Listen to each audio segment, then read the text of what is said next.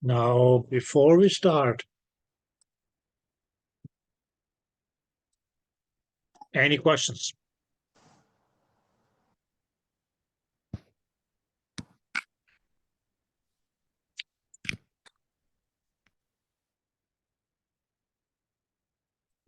Anybody have anything they want to clarify further? Or have concerns about?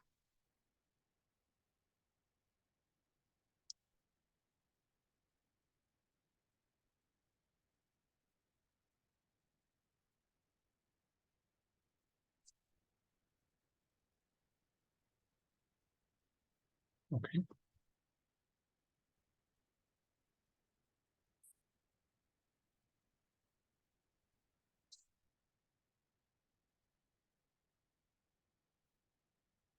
So, and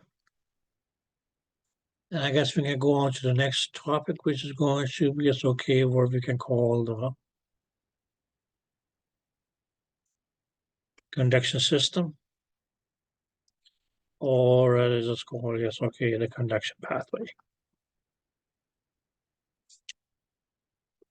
Okay. And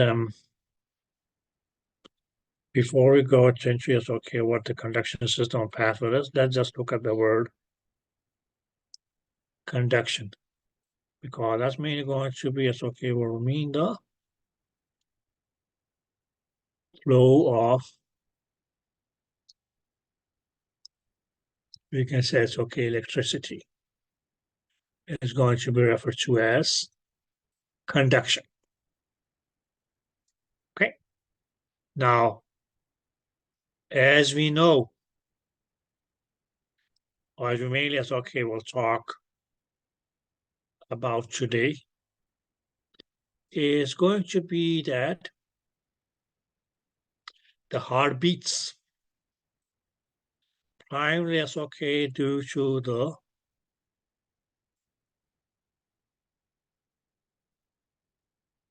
flow of electricity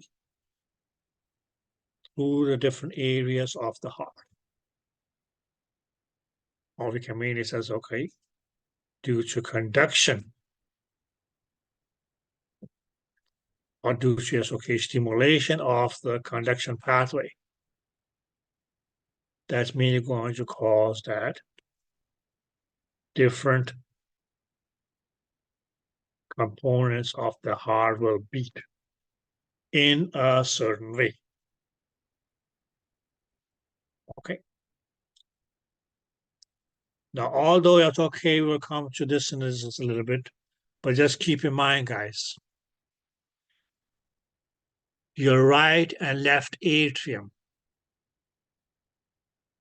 what they will do is they will contract together. Did that make sense?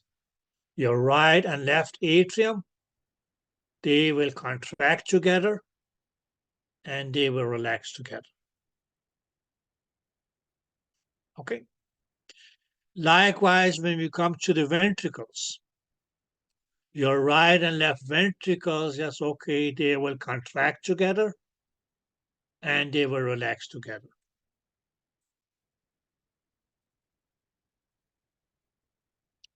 Did you guys get that? Okay, so both atria contract and relax together. Both the ventricles will contract and relax together. Okay. Now, when the ventricles contract, oh, sorry, let's start from the top. When the atria contract, that's when your ventricles will be relaxed. Okay, so when the atria contract, that's going to be when at that time the ventricles will be relaxed. Whereas when the ventricles contract, that's going to be when your atria are relaxed. Did you guys get that? And pretty much, okay, yes, we can say it this way, that this pattern of contraction and relaxation, contraction and relaxation, contraction and relaxation between the chambers causes that the heart is going to be able to perform its only job. And the only job that the heart has is to pump blood. That's it. Okay, so that's mainly going to be possible primarily due to, yes, okay, this pattern or way in which, yes, okay, there's going to be this coordination between the contraction and relaxation of the chambers of the heart.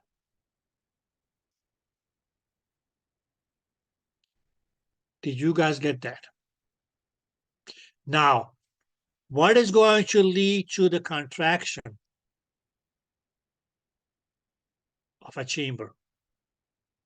That's mainly going to be because that chamber, or we can say, okay, that set of chambers are going to be stimulated. Stimulated by what? By the electrical signal. Did that make sense? So the stimulation of a chamber by an electrical signal mainly is going to cause it to go into a contraction. Now this signal is going to be conducted, which mainly means it's going to flow. It's not going to be staying in one spot. It's going to flow. So that's okay, it's going to flow mainly mean, okay, it will leave that chamber that has been stimulated and go on to the next part. Go on to the next part, next part, next part, and cause contraction of the other set of chambers. Clear? Okay, so this flow of the electrical signal, or we can say, okay, the conduction of this electrical signal actually happens through this specialized set of myocardium. Okay, what this conduction pathway here is made up of is specialized myocardium. It is myocardium, but its main, because it's okay, it has this special affinity that is able to produce the electrical signals and cause that electrical signal to travel or flow from one area to another area to another area to another area, and mainly cause the contraction of the myocardium to which actually is going to lead to, yes, okay, pumping of the blood. So guys, if you got this much, we can say, as okay, the rest of today's discussion is going to be very stiff. This is mainly, as okay, the foundation for what we will be talking about today. Okay, so if you didn't get it, your right and left atria, they will contract together and they will relax together. The right and left ventricles will contract together and they will relax together. Now, when the atria are contracted, at that state, your ventricles will be relaxed. When the ventricles contract, that's going to be when the atria are relaxed.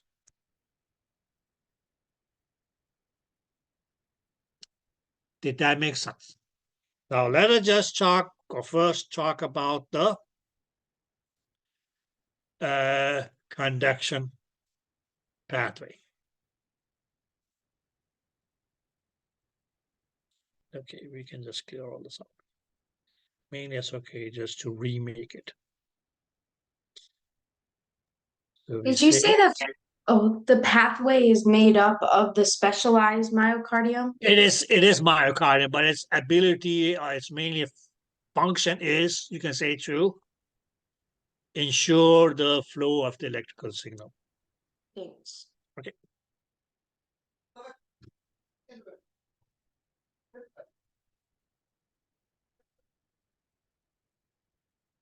So we can say the conduction pathway. Oh, yes, okay. Some people may even call this, okay, the conduction system. The reason that I avoid the word system is that you may think, oh, it is a complete different system of the body.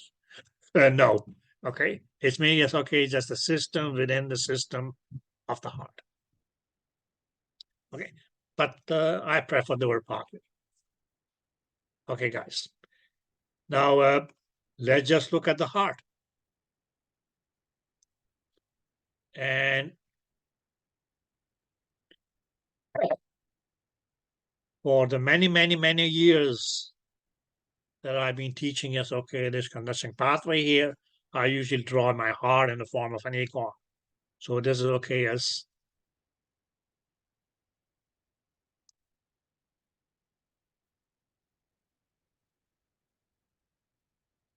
acorn is the heart. Now let's just label these things here.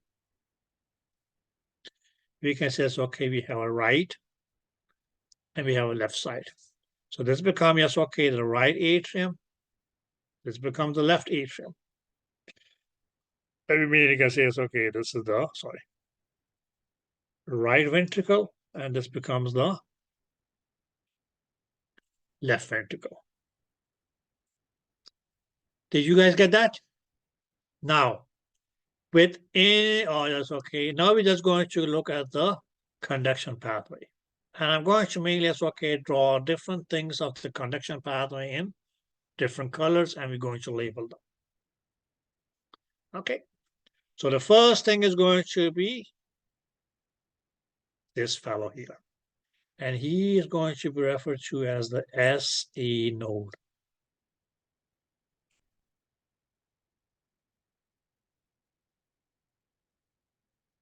Next, it's going to be,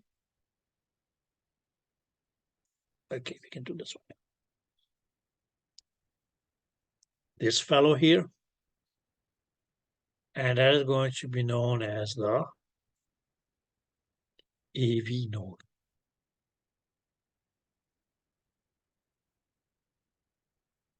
Next component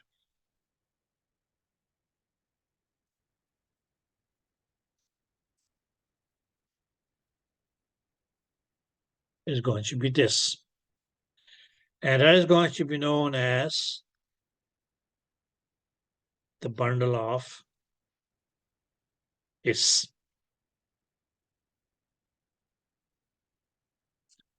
Some people may also refer to as the AV bundle.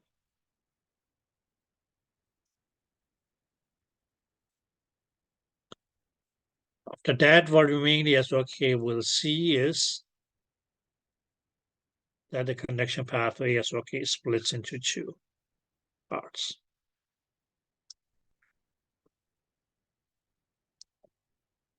Okay. But what these mainly as okay are going to be called is the bundle branches. As a matter of fact, we can say it's okay, we have two bundle branches. There's going to be a left bundle branch, and there's going to be a right bundle branch.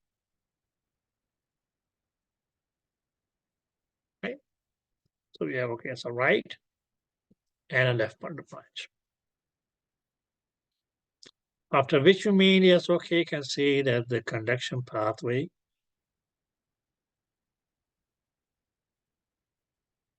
goes like this.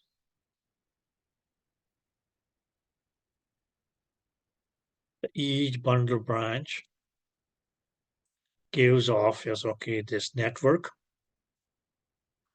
and mainly because it's a network,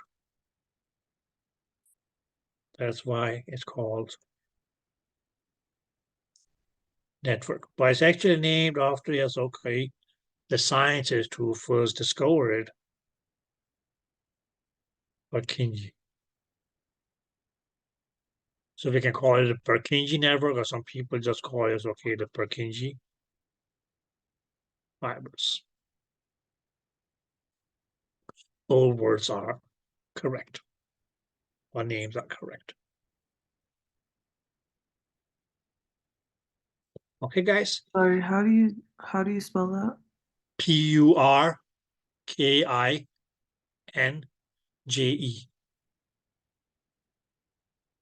Purkinje.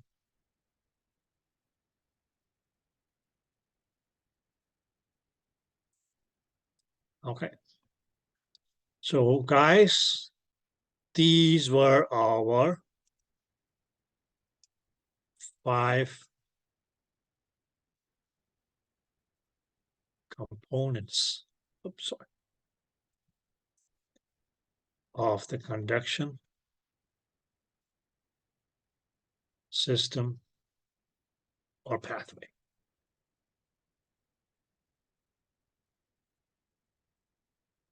Okay. Now, since we have written here, let's just say, okay, what does the SE stands for? Now, the S mainly, okay, stands for sino. Mainly, okay, derived from what we call sinus. And A here is mainly okay, atrial. And the reason that they call it atrial is because it's located in an atrium. More specifically, okay, it's going to be located in your right atrium. Node, mainly okay, because if you look at it, it's okay. I made this a little round acting like this. So maybe it's okay because it has okay the similar structure or shape, or we can say okay, any small, just okay, rounded thing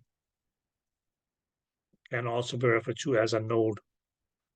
To me, it's okay because that's the shape of it. That's why they call it that's why it's called a node. Okay.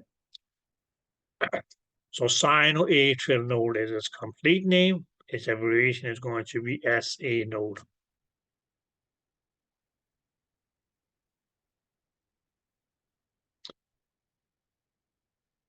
Now, when we look at the word AV node, now again, it's okay. Why do we call it a node? Mainly because okay, it's a little okay, rounded shape structure. Where the A here mainly stands for atrial, which means okay, atrium.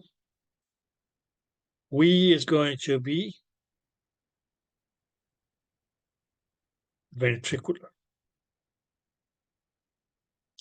Okay. So V mainly stands for ventricular.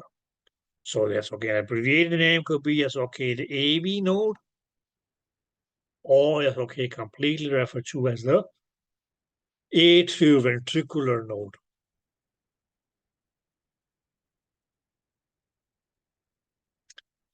Did you guys get that?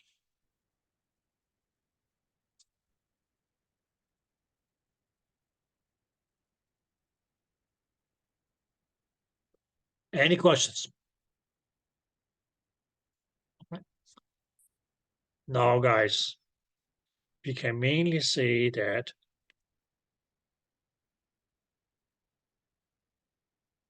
this is going to be as okay the sequence of your components. Not just that, but this is mainly going to be the sequence in which the electrical signal will flow. Which mainly means that, okay, as ideally speaking, and that's probably as okay where the word sino comes into, okay? Ideally speaking, every electrical signal that is going to just okay flow through the conduction pathway and is going to just okay lead to just okay stimulation of the chambers of your heart. Ideally, will be starting at the SA node, from SA node flowing to the AV node, from AV node to the bundle of His, a bundle after bundle of His, split parts. Part of it flows down the right bundle branch. Part of it flows down the left bundle branch. Ultimately, it's okay reaching to the Purkinje fibers or the Purkinje network and the ventricle contract. After that, ideally, when that event is over, the SA node is ready to produce another signal that's going to just flow the same path and lead to just a contraction of the respective chambers of the heart.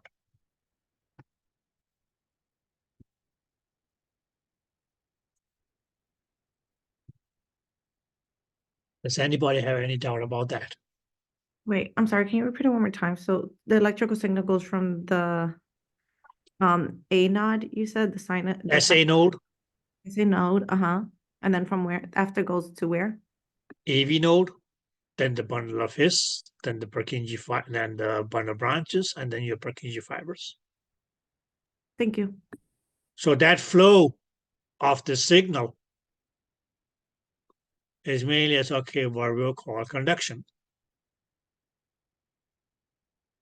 And this is the pathway that it takes.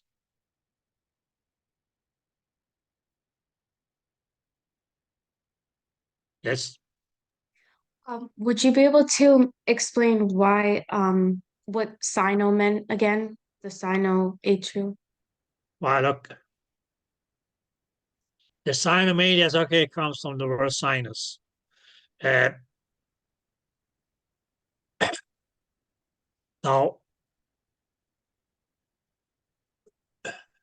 okay, let's put it this way. This is getting a little bit off, but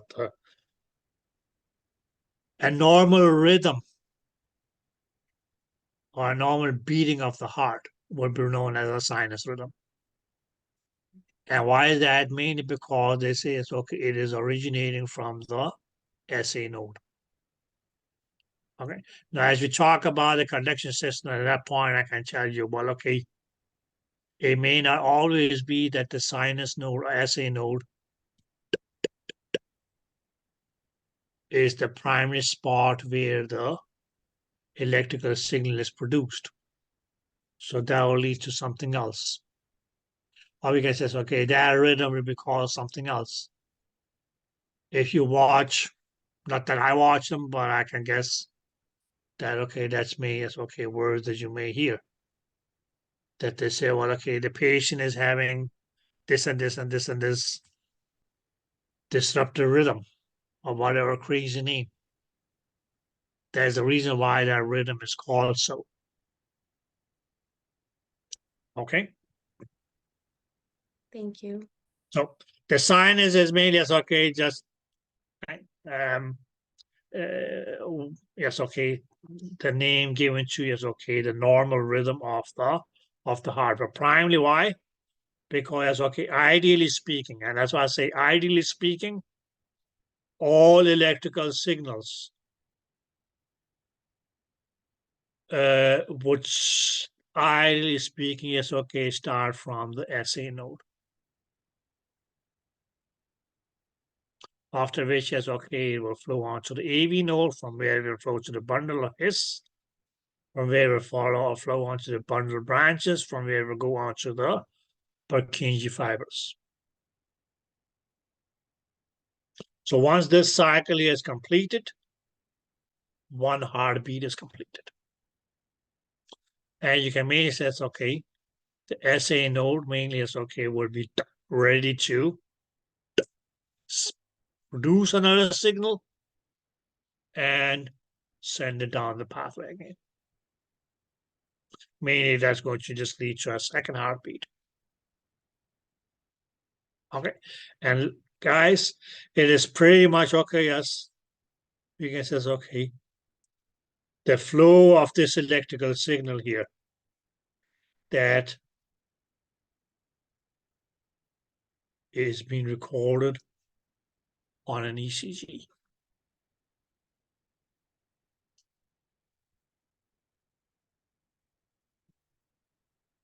Okay.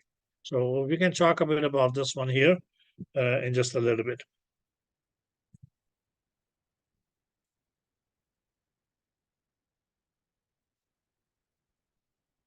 But does anybody have any questions? So this is the sequence. And yes. Some of you may ask, do we need to know them in the proper way? Yes. That was the whole point. Now let's just talk about the first fellow. And as I say, it's okay, today I'm going to be drawing my acorns. Now, our first fellow was this one here. We call him the SA node. We know that the word SA means stands for sino, atrial node. Now, guys, pretty much okay, yes. When we're going to talk about these components here of the conduction pathway, they're going to be okay, 2-3 points. For each of these, that will be brought up to discussion. Okay. Okay, here, yes, okay, it was abbreviated. So yes, first card, okay, is what is the meaning of the abbreviation? Or what does the S stands for? What does the A stands for? We can mainly say, okay, our next point will be its location. Now this one here, or the SA node, that is going to be located in the right atrium.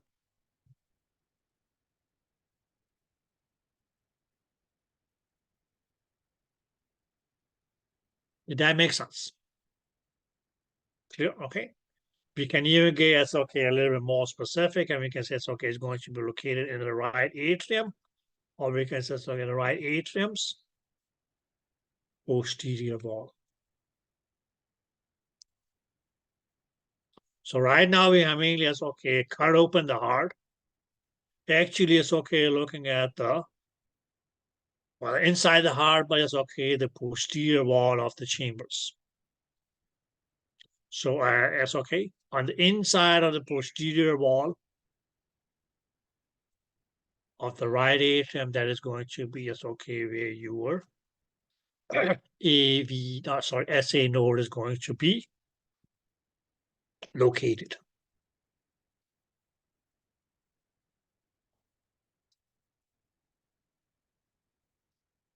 Did you guys get that?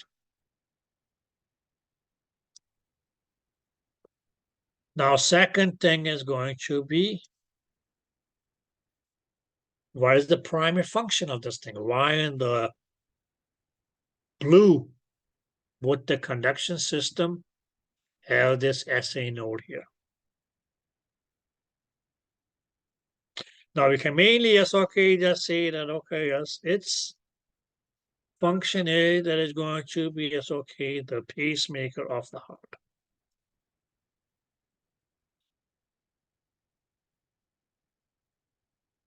Now, some of you will say, well, okay, I know somebody who got a pacemaker.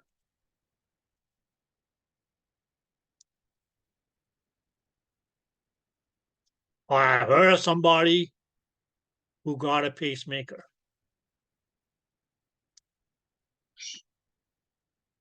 Have anybody ever heard of the word pacemaker? Yeah. Good. Yes. Now, if you just look at the word itself, what does maker means? Something that makes, right? And what does pace mean? What would the word pace mean? Would it be like rhythm or Rhythm, motion? Motion, I guess. motion, speed, Yeah. how fast or slow, right? Okay. So what that pacemaker does that people may be given helps the heart to beat in a proper rhythm at a proper speed and so on. So clear? Okay. Why may they need something like that? Yes, okay. That can be primarily because something went wrong with their actual conduction system. That the heart is not able to keep up the proper pace. So they will need, you can say, okay, some extrinsic help to keep that pace up. Did that make sense? But it's not everybody who is born who is okay, say, okay, person born the first thing that we need to do is give this person here a pacemaker. Mother Nature gifted us with a pacemaker from day one. Okay, so the heart's own pacemaker, or primary pacemaker, let's put it this way. This is going to be the primary pacemaker of the heart, will be the SA node. Okay, so what does that tell you? That the heart is mainly going to be beating at a pace that is set by the SA node. If the SA node fires off slowly at a low pace, the rate at which, yes, okay, signals are going to be transmitted down that conduction pathway is going to be slow. And your heart will end up beating slow. Whereas if the pacemaker or if the SA node fires off rapidly, there's going to be, okay, a rapid, okay, a great amount of, okay, signals pass down that conduction pathway. And your heart will be beating fast. Clear, okay? But as I said before, that ideally speaking, all electrical signals that's going to flow through the conduction pathway of the heart ideally is okay, would start at the SA node. So it's pretty much the SA node that determines the pace at which the heart is going to be beating, all dependent upon how fast or slow it produces those electrical signals. Did you guys get that? So if you want to, it's okay. Supplement the word pacemaker here. We can actually say not just pacemaker, but it's actually going to be the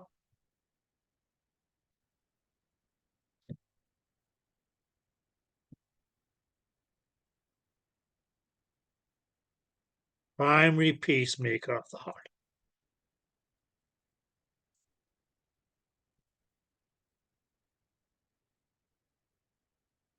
Did you guys get that? Okay. And mainly it's okay due to that. That's why we say it's okay. That mainly is okay.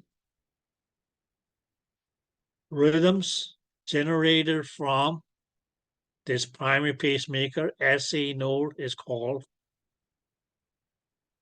sinus rhythms.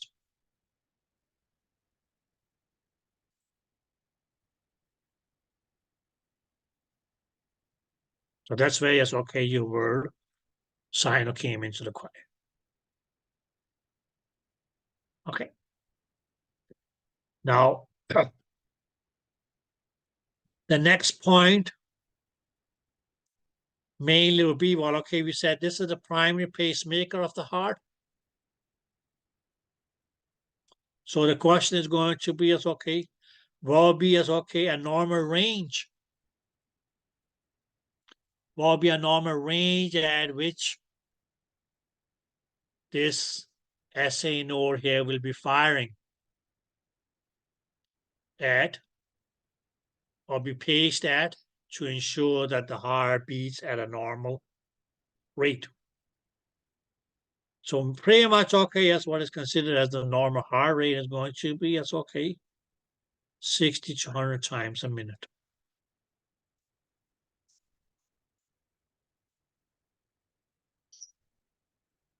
Is the normal rate of, because it's okay, firing or stimulation of the SA node.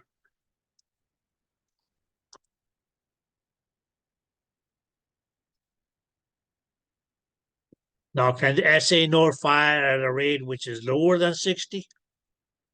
Of course it can. Can it fire at a rate which is greater than 100? Of course it can. Okay. Okay. Those rhythms will still be referred to as a sinus rhythm. of some sort. Okay, but mainly because, okay, the rate at which this SA node fires may be less than 60 or greater than 100. That can be called sinus bradycardia or sinus tachycardia. But what we mainly, yes, okay, will know from, yes, okay, the ECG is that we can say, okay, all this, okay, the heart may be beating faster. But okay, at least, yes, okay, it's just the SA node which is firing faster. Okay. So guys, these were, yes, okay, the 3 major points for, yes, okay, our SA node. So where was it located? It was located in the right atrium's posterior wall. What was its primary function? Where we say it's the pacemaker of the heart, or more specifically, it is the primary pacemaker of the heart. The reason that we use primary here, that okay, yes, ideally, this should be the component of the conduction system that ideally, yes, okay, sets the pace of the heart. Okay. What is considered to be, as okay, the normal range at which this fellow here fires is going to be anything between 60 to 100 times per minute. But can it fire less than 60? Yes. Can it fire more than 100? Yes. For instance, okay, you go to sleep. Your heart is not going to be beating at a 60 times per minute. It will slow down. No problems.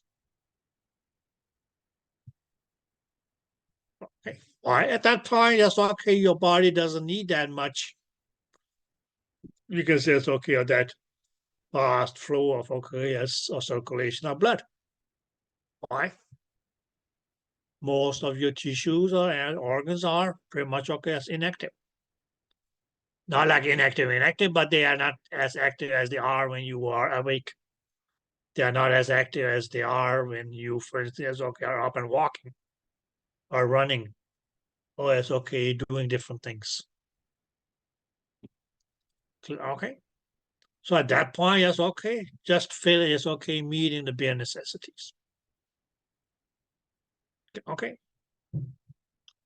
And as long as, okay, then that signal is okay, tup, tup, tup, tup, still comes from, yes, okay, the SA node, well, okay, no problemos.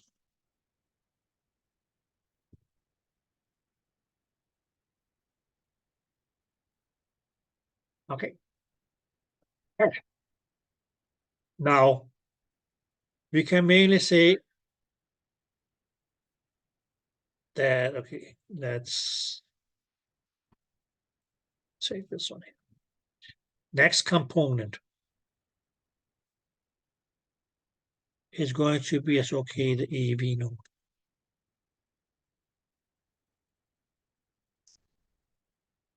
Okay. Now, ladies and gentlemen, well, okay, I'm not going to start off with the AV node right here, but although it's okay, one thing that you may not see, okay, but we can still say it's okay, it's going to be, it's okay, the conduction pathway in between the SA node and AV node. Okay. Which you mainly can see as okay, will go something like this. Okay. And that will mainly as okay be referred to as internodal.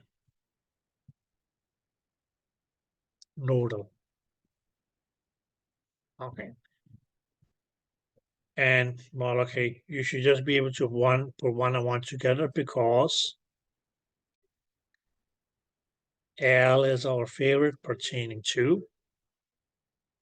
Here the nod comes from word node. And what the word inter would mean was in between. Okay. So we actually have this, okay, this internodal pathway. Okay. But what we mainly can see is, okay, once a signal is, okay, was produced at the SA node, what will it do? It will get distributed throughout both the right and left atrium. Okay. And that means, okay, we'll call that your right and left atrium, as I said earlier this morning, will get stimulated together.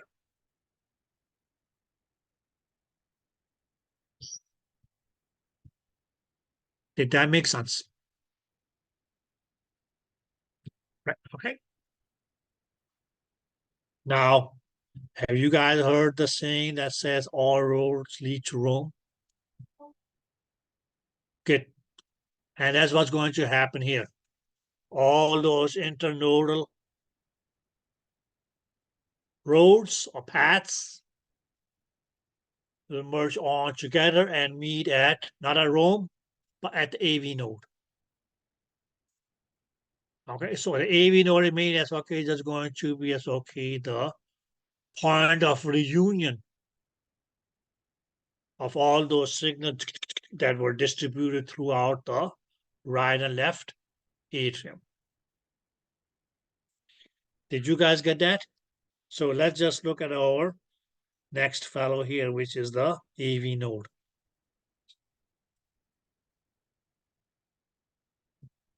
So again, that's okay. For acorn, we can say it's okay. The right atrium, the left atrium, the right ventricle, and I guess the left ventricle. Okay. We said we had the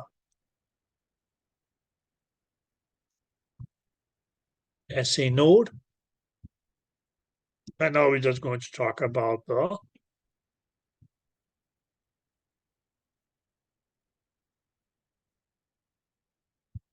AV node. Now, first thing first, since this here is okay as an abbreviation, so we just say, what does the A stands for? It stands for atrio. Atrio mainly is okay from atria. V is going to be ventricular, pertaining to ventricle. And node is node.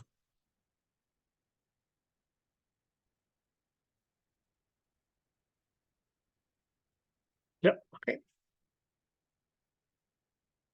Okay. First thing first. Location, location, location. So where is this fellow here located? While he or she, whatever, is going to be as okay, we can say it's okay, located at the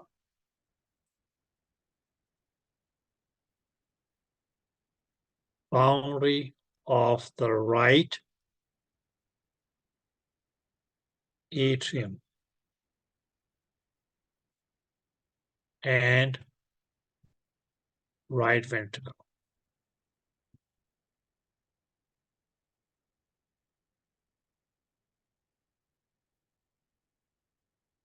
Okay. Now, guys, since some people may also refer to this boundary here as okay as the junction.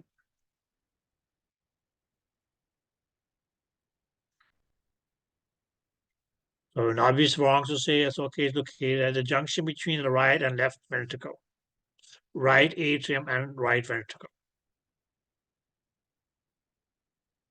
Okay, but even then, guys, and that's why it's okay, I draw my acorn here. You still say, okay, although it is at the boundary line between the right atrium and the right ventricle. But it's not going to be standing when you can say, okay, 1 foot in the right atrium, and 1 foot in the right ventricle. Okay. There are places just okay on the boundaries where you'll be able to just okay put 1 foot in one country and 1 foot in another country. And I said, okay, yeah, okay. Here I am, and take a selfie. Right, okay. It still falls within the limits of the right atrium. But right at the boundary line between right atrium and right ventricle. Did you guys get that? So yes, okay. Physically, yes, okay, still going to be, yes, okay, within the right atrium. Or which part of the right atrium? Right at the boundary where the right atrium meets the right ventricle.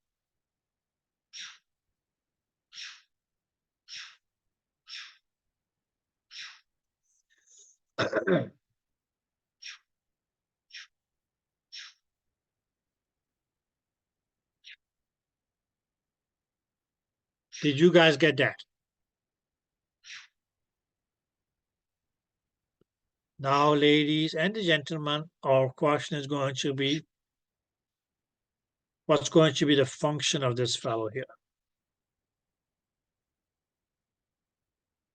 Now, it's going to have two functions. Let's just take about the primary function first.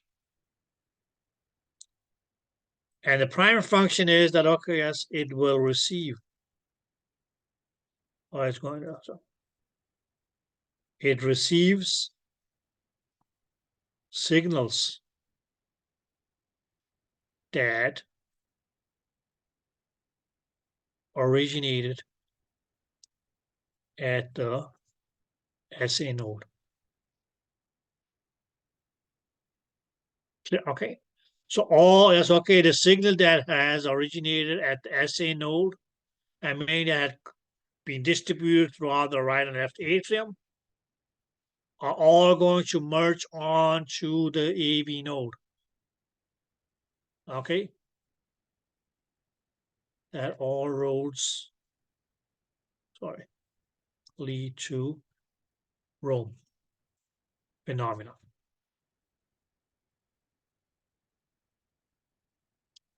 Did you guys get that? Okay. But.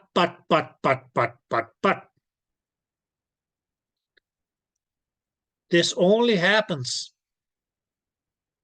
for instance, and it only happens if the signal is okay, came from the SA node.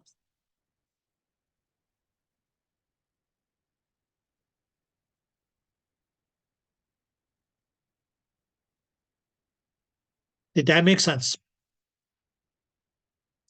Only then is it that the AV node will be able to receive a signal.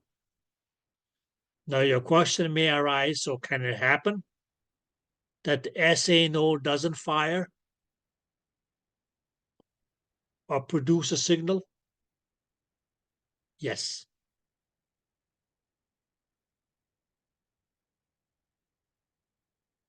That can happen.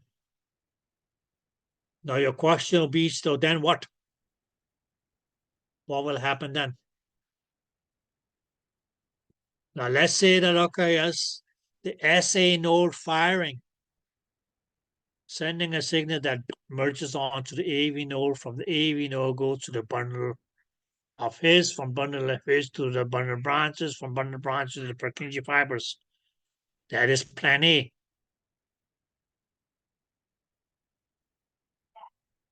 Right? Okay. Let's say that, okay, most of you guys just, okay, met at a point. And say, okay, we're going to just, okay, gather here, but we still have to wait for these 2-3 people to just, okay, meet us.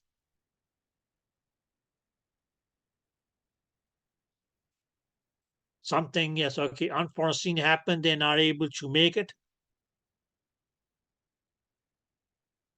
You will carry on with plan B. And plan B is mainly going to be that now the AV node is going to act as the pacemaker.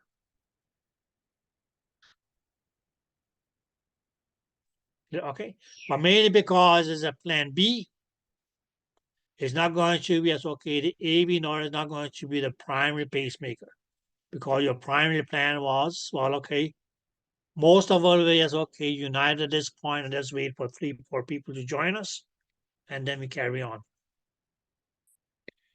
So plan B is the backup plan. So the AV node, guys, acts as a backup pacemaker.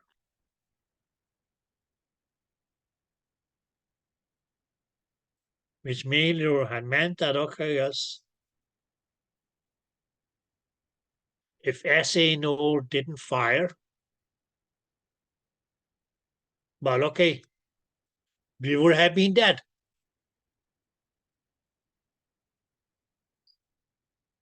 If we didn't have a backup. So your AV node actually going to be as okay, a backup pacemaker. Say, okay, well, we were waiting for a signal coming from SA node, which then was going to be transferred ahead. That didn't come. So the AV node mainly is okay, say, well, okay, I can also do what the SA node does, is producing a signal. So this mainly is okay, we can say it's okay, the backup plan that Mother Nature has given us. So the AV node can actually act as a backup pacemaker. Okay. Now, our last point mainly going to be is okay, this is just a backup. Okay, so it's probably not going to be firing at the same pace as the primary pacemaker. It's pretty much okay as was designed to do so. It pretty much has just okay, been given the task to do so from day one.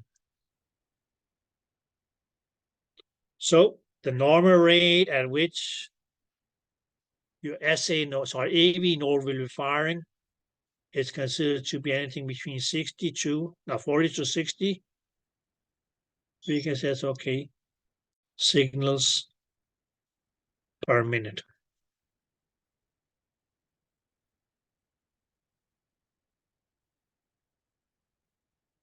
Okay. Okay. And guys, since, yes, okay, these rhythms here originate from, yes, okay, the backup pacemaker. That's why these rhythms, yes, okay, mean, yes, okay, will be referred to as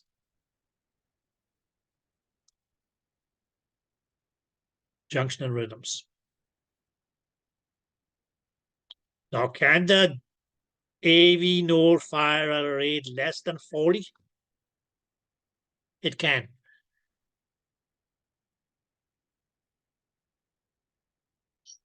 Okay. Can it fire at a rate greater than 60? It can. Can that greater than 60 be less than 100? Yes. Anything between 60 and 100. Can that greater than 60 also be greater than 100? Yes. But the normal range at which, yes, okay, the AV node will fire if it is set to step in or step up to the plate and take control. Act as the pacemaker. The normal range at which it was set to be firing is 40 to 60 times a minute. Now, can it go slower than that? Can it go faster than that? Yes. Okay, so that would just be such and such and such junctional rhythm.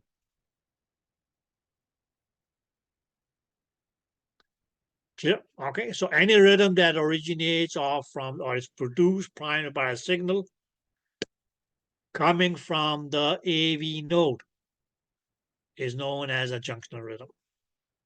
Junctional this, junctional that.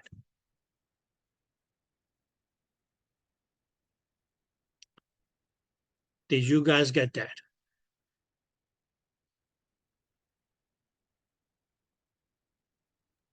Yeah, Any questions? I have a question. Yes. So when this, the SA node does not fire and this backup comes into play, Mhm. how many times can that happen before, or can it happen all the time? Or does that signal something that, hey, we've got to fix something in the heart? Well, okay. No, that can be as okay, different reasons for it. That can be as okay, you can say it's okay, some structural defect in the SA node. It even can be as okay, as simple as okay, as some chemical imbalances. Because you got to realize that okay, as these electrical signals here are not like the electricity that we have for our home gadgets. It's more of a chemical electrical signal produced by those ions flowing in and out. Okay, but in some cases, okay, it can be due to you can say it's okay, more or less okay, structural effect that has affected the SA node. But the thing is, well, okay, as long as okay, as your heart is able to, okay, still maintain its okay a normal pace.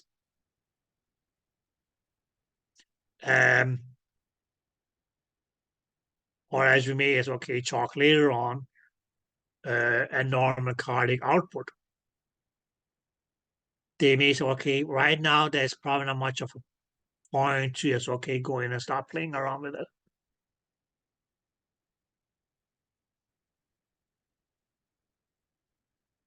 Okay, it may sound a little bit scary, but okay, it's not that bad. Okay. But once it okay turns into as okay that the heart is not going to be able to okay properly pumping the amount of blood that your body needs, then okay, that becomes a problem.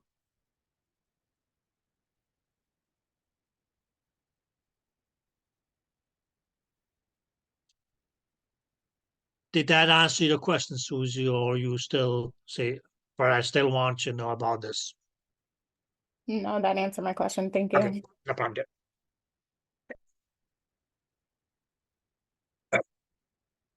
So, because I said, well, okay, that was just the normal range, but could it go greater than 60?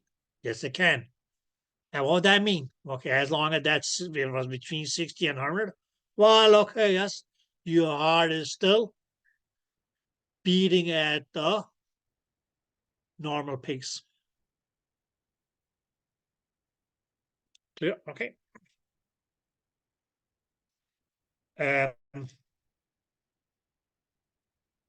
One thing that may be a little bit just okay off is that okay, yes, the atrial contraction may be a little bit yes, okay, we can say it's okay off time from yes, okay, it's normal timing.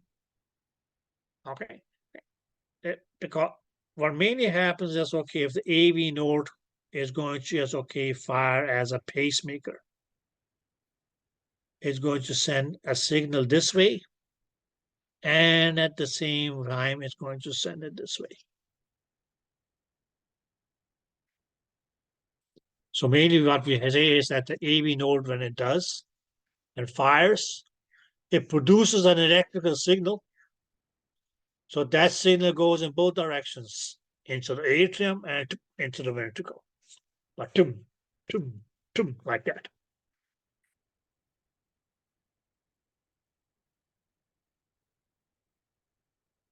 Okay, so what that can lead to is that there's not that necessary break between the atrial contraction and the ventricular contraction.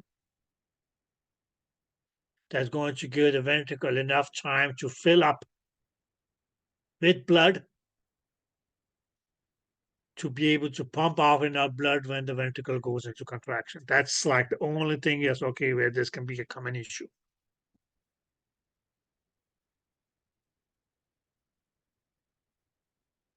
Not only, but most likely. Sorry.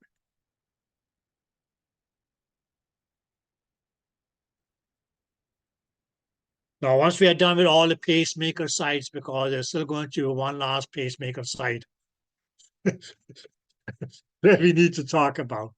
Okay. Okay.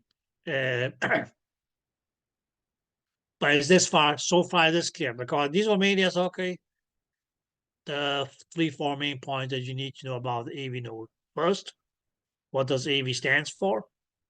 Where is it located? Okay. What was its primary function? Primary job was to receive signal that came from the SA node. Mainly as, okay, just, it may sound crazy, but check on those signals and say, okay, good to go. Okay, you have, okay, the valid documents to cross the boundary. Okay, and enter into this new area, new country. Okay, if not, well, okay, you're not going any further. Okay, so maybe that's okay, just check on the signals. If signal is good, proceed. Okay, but, if no signal came from the SA node, it can step up to the plate or kick into action and say, well, okay, I know how to do this. I've been given this job or task that, okay, if needed, I should be able to just, okay, take over. So that's when it steps off as the backup pacemaker. Say, okay, let me control how the heart is going to beat. Okay. Okay, guys. Next component.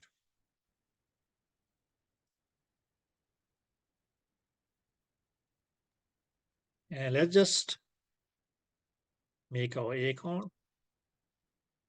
You see, guys, I'm good at this one, right? Okay. We said, okay, yes. SA node. We said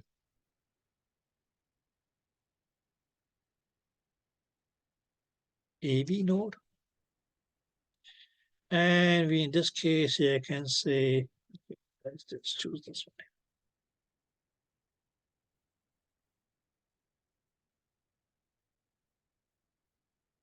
The bundle of is.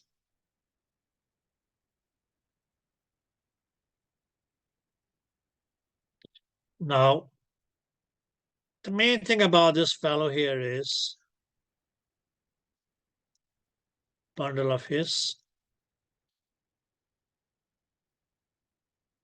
Now, first is location.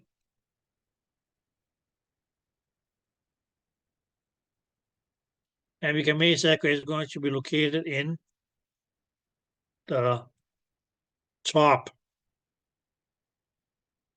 of your right ventricle.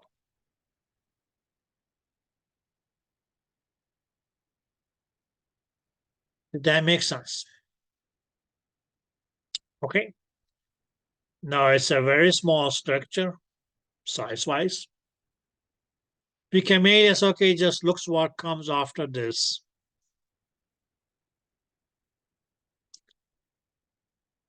Because, okay, this structure is, okay, will be what we'll call the bundle branches. And if you look at the bundle of his, yes, okay, what is it going to be doing? Well, as far as the function is going to be, we can mean is, okay, just say conduct. That's okay, the electrical signal from AV node.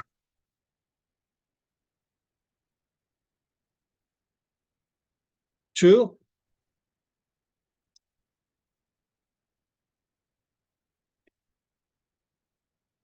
the bundle branches.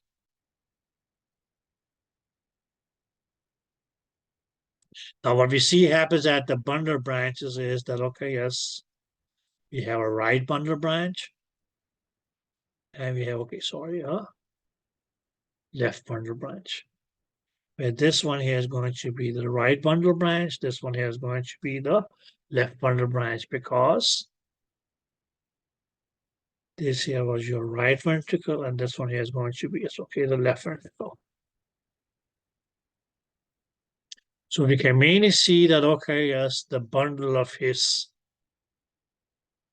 at its end, actually, it's okay, will split into the right bundle branch and the left bundle branch.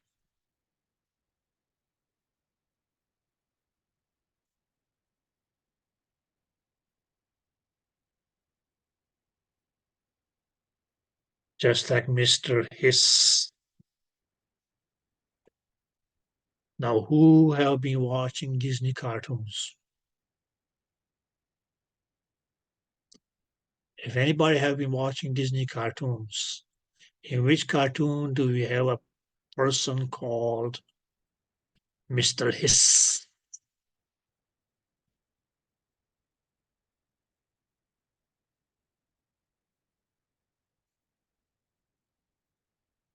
And what thing is it that Mr. Hiss is going to be characterized as?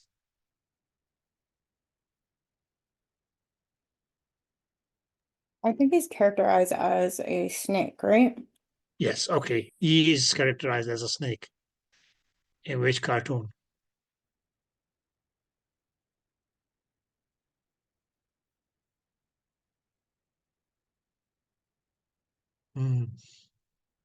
I guess you guys are not into classicals.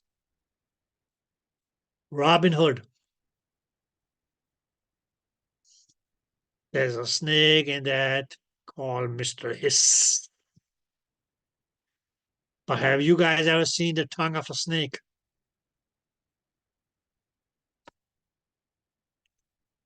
It splits. So just use that as a cheat, because the bundle is okay, the bundle of hiss is going to split into two bundle branches.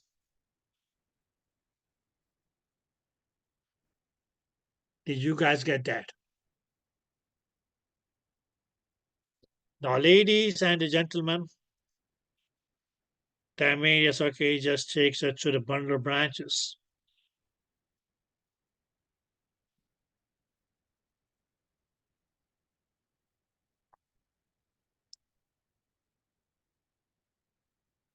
Now, if you look at the diagram here, and what we say is, okay, if this here is, okay, was the right ventricle, all this here, right, was the right ventricle, all this here was the right ventricle, left ventricle. Where is it that you see that the bundle branches run? We had this separation between the right and left ventricles, right? Which we call the interventricular septum.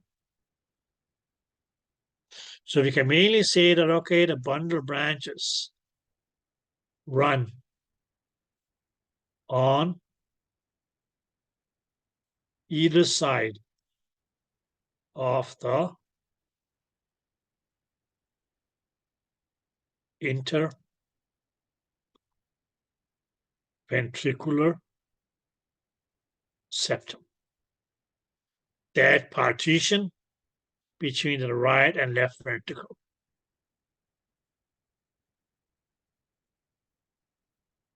Or that separation between the right and left ventricle. I mean, it made up of, okay, that's a thicker or thinner layer of regular myocardium. Okay, we can just say that, okay, yes, your right bundle branch, that's okay, is on the right side of the interventricular septum. Now, please keep in mind, guys, this is not an official abbreviation for the interventricular septum. But if you look at the right bundle branch, that's going to run on the right side or down the right side of your interventricular septum. And we can mainly say that, okay, yes, the left bundle branch is on the left side of the interventricular septum. So if this is the interventricular septum, the left bundle branch runs along the left branch of the interventricular septum. Okay.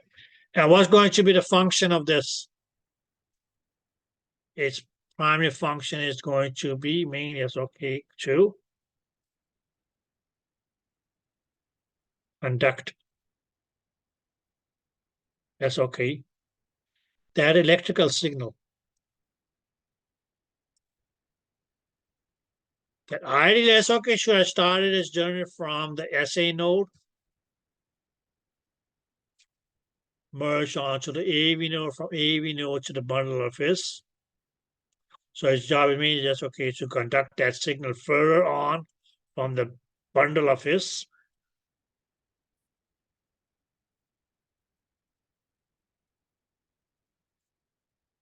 to,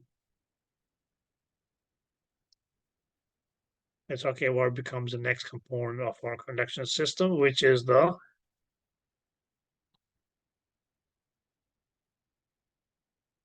Purkinje fibers.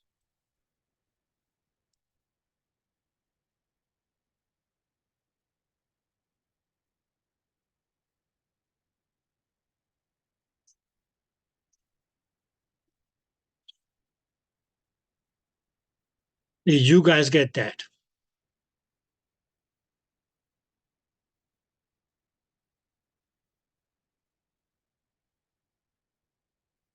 Any questions?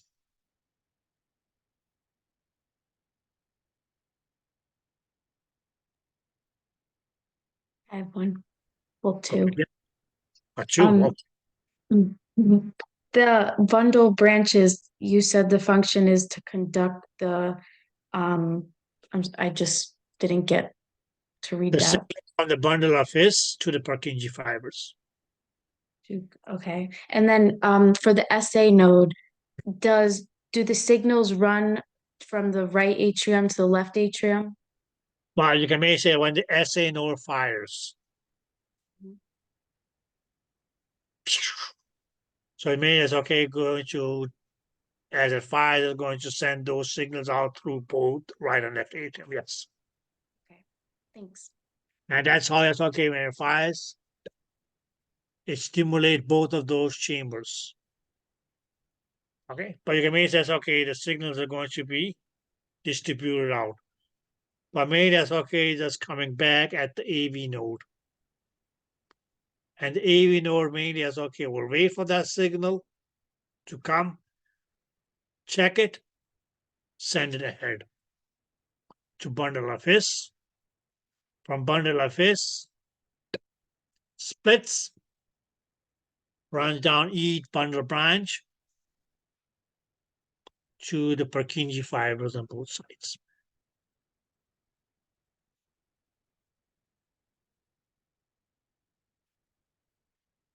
Did you guys get that?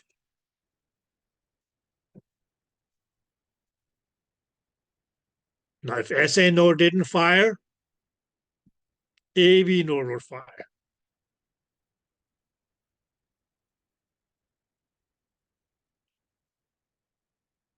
Clear? And that will be as okay, the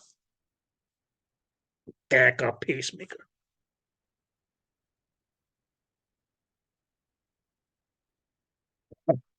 Okay. But since at 5 main it's going to yes, okay, primary send signal down is okay, bundle of his, from bundle of his to the bundle of branches, from bundle of branches to the Purkinje fibers.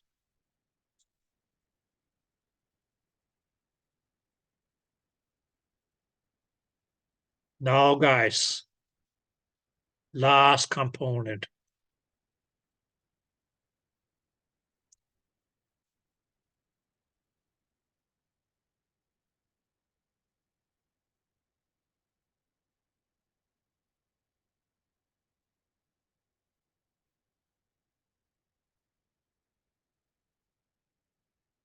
Last component of the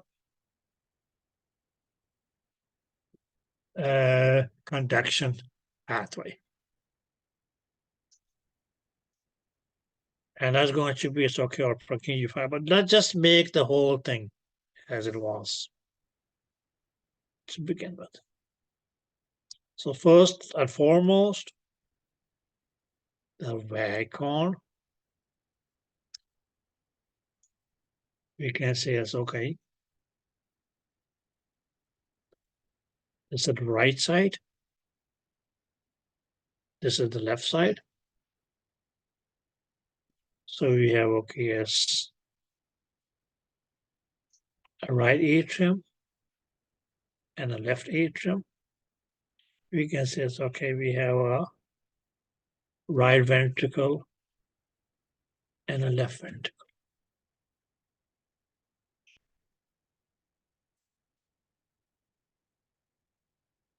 We had the SA node.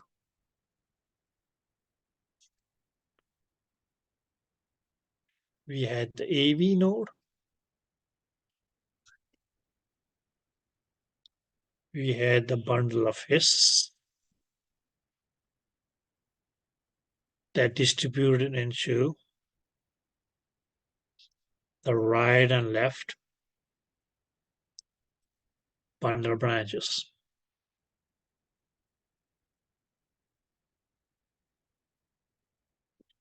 And last, we're going to have, yes, okay, overview. Now we'll be talking about is going to be our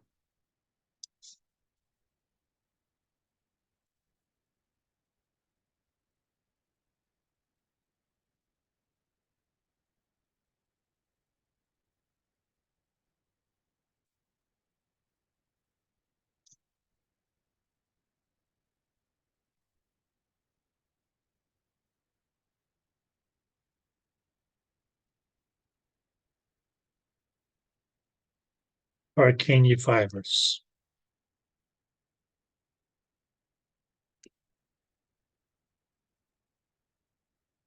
Or as some party may call them, yes, okay, the Purkinje or Purkinje network.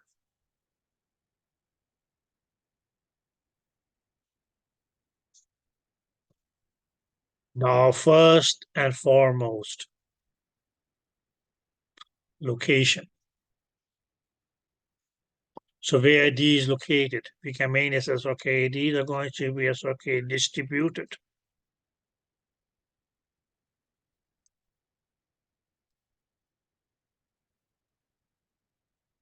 Throughout the right and left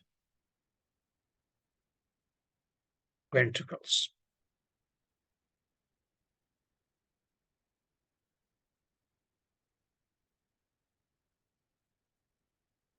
Did you guys get that?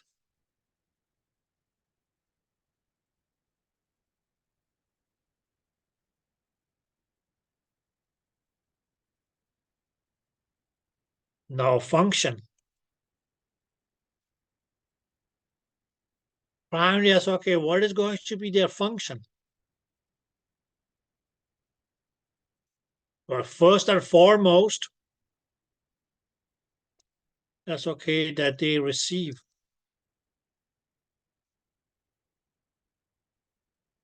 signals that reach to them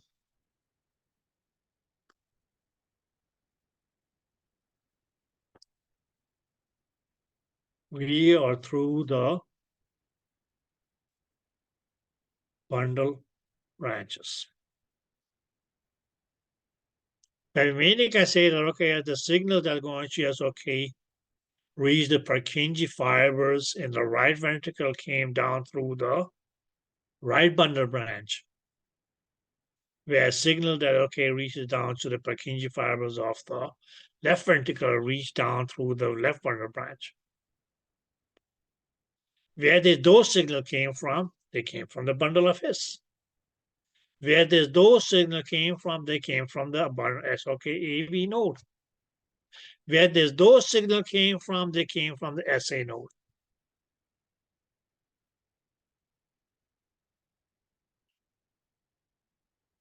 Did that make sense? Would you be able to repeat that sentence? They receive signals that reach to the It's a matter of common sense, my dear. Where did those signals came from? That reached to the Purkinje fibers. They came from the respected bundle branches. Where did those signals came from? They came from the bundle of His. The bundle of His doesn't produce it by itself. That means, okay, just receive the signal from the AV node. Where did the AV node get the signal from? Ideally, from the SA node. Clear? Okay. The only thing that could change here was, okay, if the SA node didn't fire, then it was going to be the AV node that produced the signal that travels down the bundle of His. Split into, yes, okay, the right and left bundle branches. But each bundle branch is going to be responsible for, yes, okay, sending the signal from the bundle of His to the Purkinje fiber network on either side.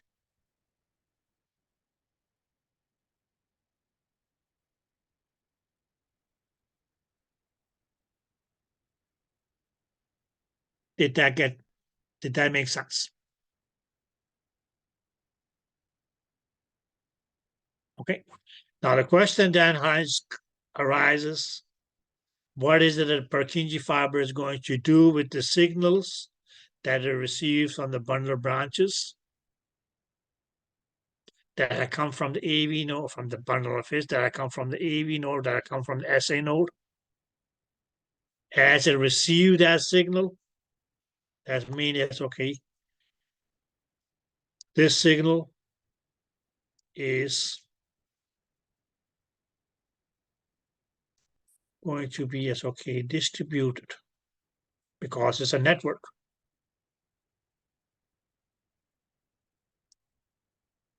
Throughout the right and left ventricles.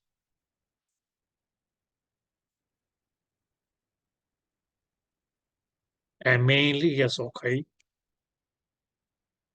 cause the ventricles to contract.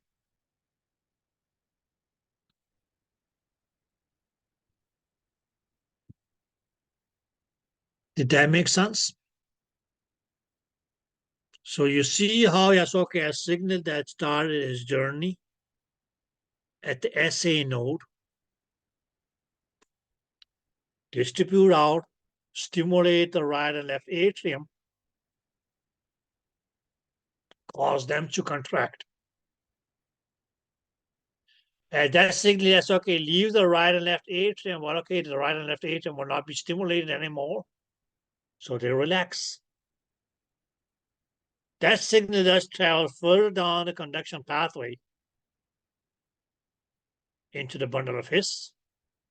A bundle of His distributes into, yes, okay, or splits into, yes, okay, the two individual bundle branches that carry the signal down to the Purkinje fibers. And when the signal reaches the Purkinje fibers, that's going to be distributed throughout both the right and left ventricle.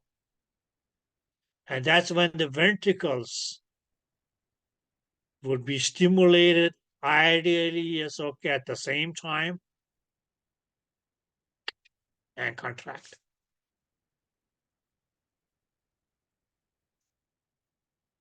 Did that make sense?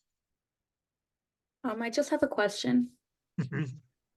So when the electrical signals leave the Purkinje fibers, is the atrium relaxed and then the ventricles are contracting?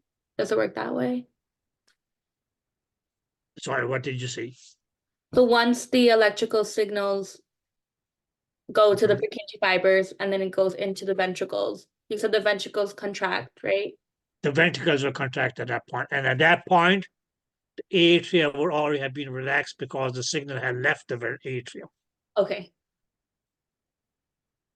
Right? Okay. You can put it this way. Just consider you as okay driving down a highway. Okay. Okay. Now, as that highway run through, yes, okay, different cities. You'll say, okay, right now I'm the electrical signal. I'm running in the part of the highway that is running to this city. This city is going to be stimulated. Now, as you drive further down, yes, okay, you will leave that city and drive into the area of another city. So that city or town or area that you just left is not going to be stimulated anymore because now you're in a different area. Did that make sense? Okay. So as the electrical signal runs, it's made as okay going to only stimulate the area in which it is running. Did that make sense? Okay. But with that said, yes, okay, your ventricles will only contract once you reach, or once that electrical signal reach to the Purkinje fibers or the Purkinje network. But at that time, when it reaches down there, it has long ago left the atria. So at that time, when the ventricles will contract, that's when the atria already are relaxed.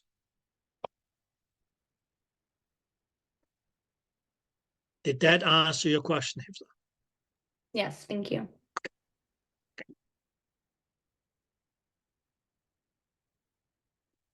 So the electrical signal mainly is okay, it's only going to be able to lead to contraction of the area where it is. So once you leave an area, yes, okay, electrical signal has left that area is not going to be stimulated anymore until a new signal is produced that will travel through that area.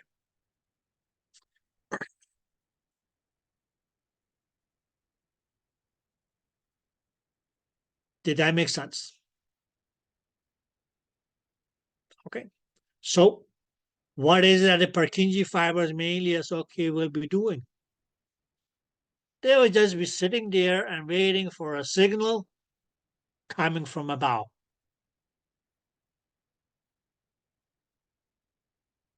Clear? Now they really don't care. The Purkinje fiber really don't care whether that signal came from the SA node or whether that signal came from the AV node.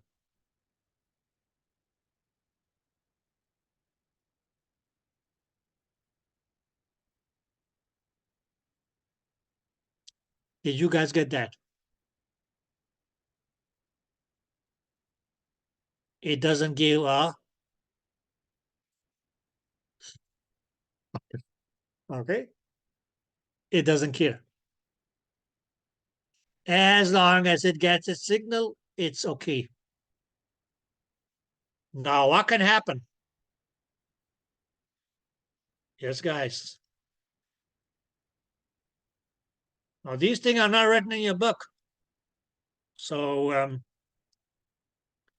please, PA.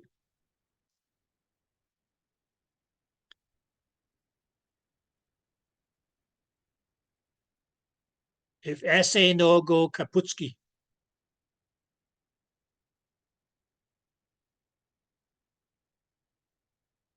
And the backup go Kaputski.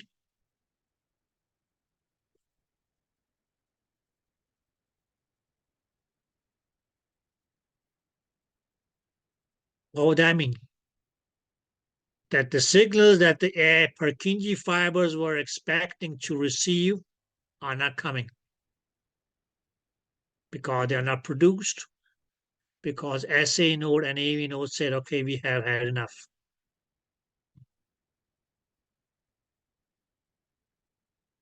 So what's going to happen then? It will be up to the the Purkinje fibers to produce the signals, right?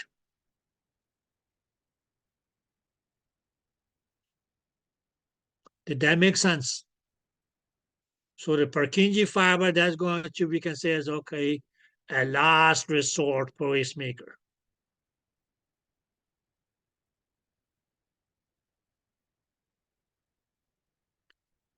Did you guys get that?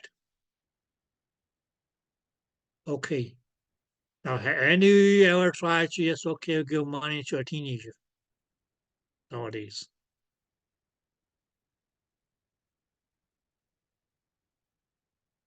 Or somebody who is not making their own earning? Okay. So Purkinje fiber is just like a spoiled teenager. Let's put it this way. Let's put the word spoiled because you say, well, I know a teenager, she's a good girl. Or he is a good boy. Then they're going to be as, okay, youngsters who may not be that appreciating.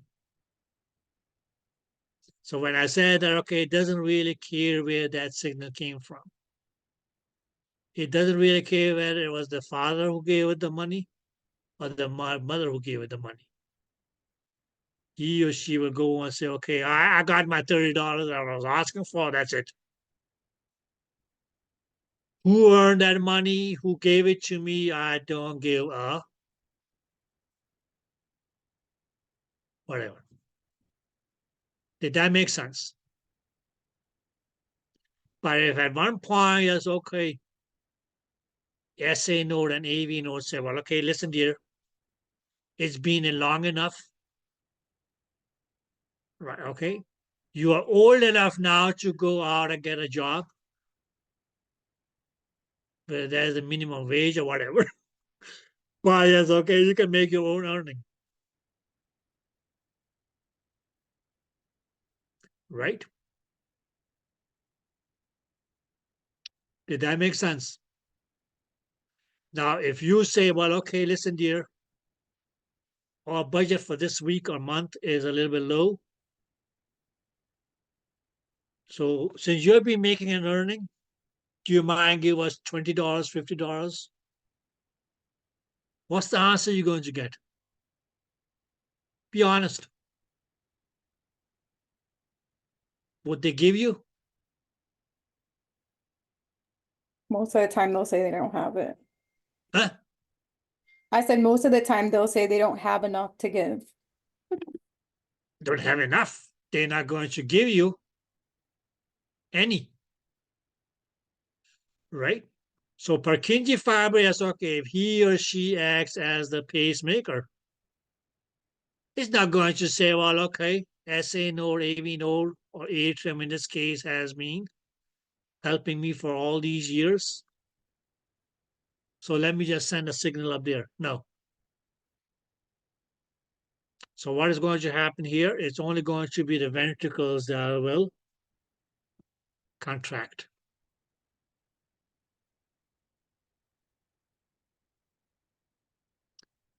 Did you guys get that? Okay. And so these rhythms here, where, okay, as the Purkinje fibers acts as the pacemaker.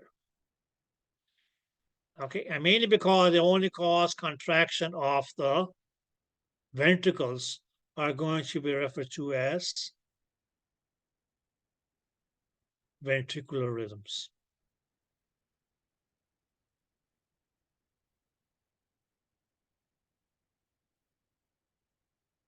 Okay, No, just last point.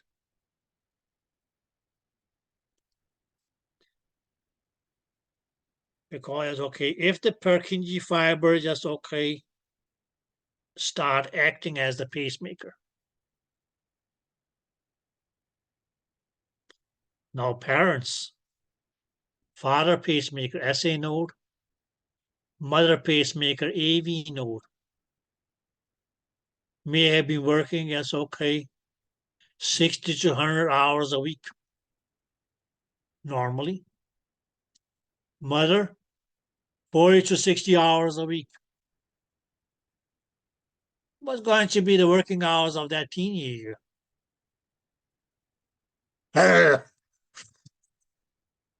Okay, I don't want to. Right? Okay, I don't want to. So yes, okay.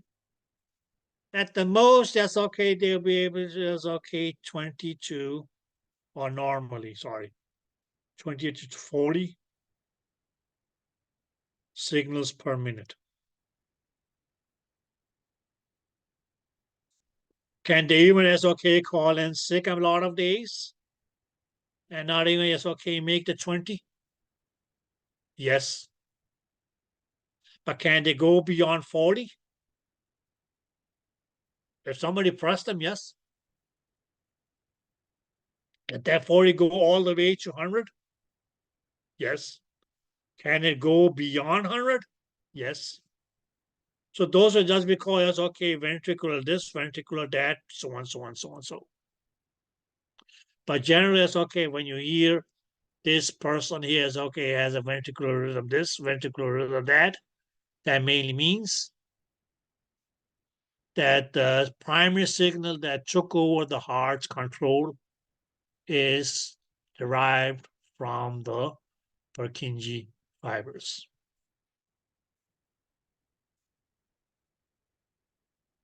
Any questions?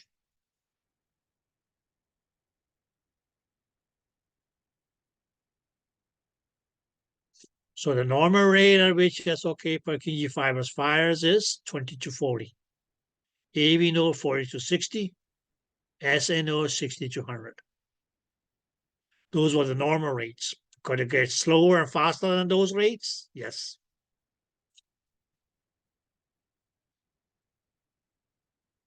Now, guys, anybody want to say anything?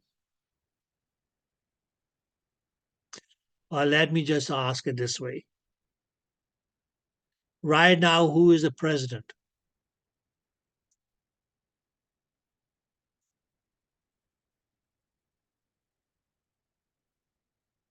Hello? Biden. Biden. Okay, good.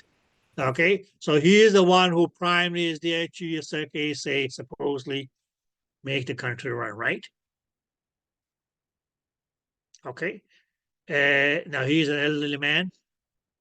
Let's just say, and he doesn't go and play golf. Okay, so we can't make him get hit by a golf ball. Okay, but whatever, that's okay. He may slip in the bathroom, break the right arm, and will not be able to just, okay, sign those bills into law or executive orders. Now, who is going to be taking over then?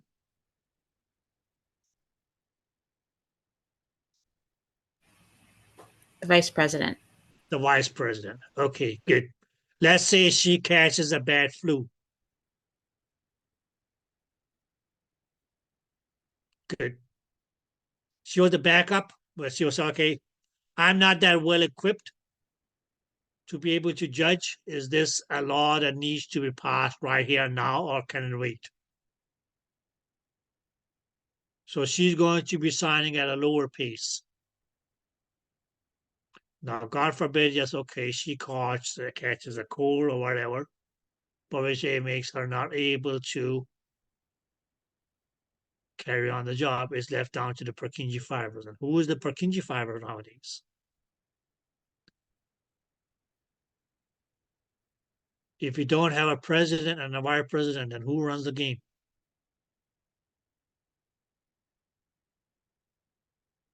Secretary of State. No, Before that, who is going to be the president is not going to be Secretary of State. Here you guys call it Secretary of State. Secretary of State is the Minister for Foreign Affairs.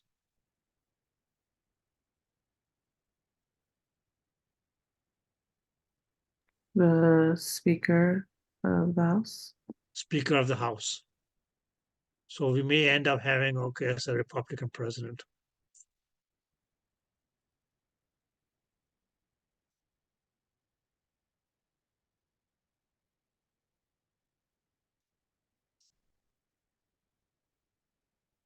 Here we go. So that's going to be the Purkinje fibers. Now he, yes, okay, right now it's a he. Before this, he was a she. My not in her wildest dream has been thinking that she or he had to, yes, okay, be the acting president. So may not only, yes, okay, means okay, it's not like I get much through the house anyways, but okay. Let me just sign some of those bills into laws ourselves. But that's okay, firing at a lower pace, 20 to 40. Can it get slower than that? Yes. Okay. Okay, guys. So a little bit more than, okay, as I have thought of, has been forwarded to you guys.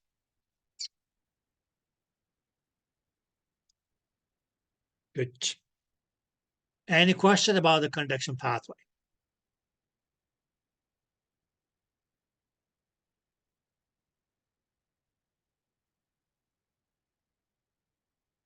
Nope. Good. So when we come back, yes, okay, we're going to get on our two-wheelers, bicycles, and talk about the cycle of the heart. Okay, so I would like to see you guys back at, should we say 11:10.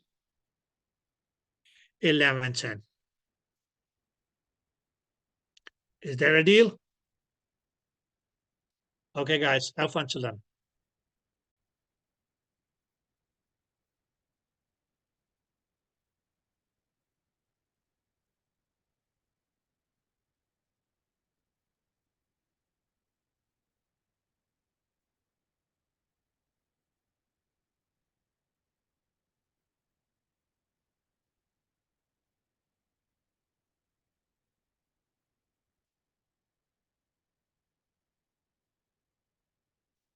Okay, guys, welcome back.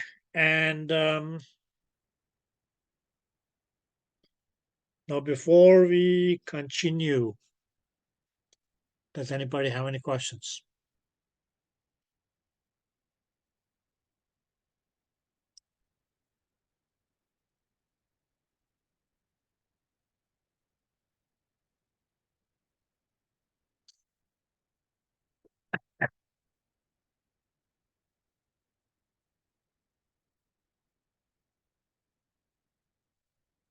Nope.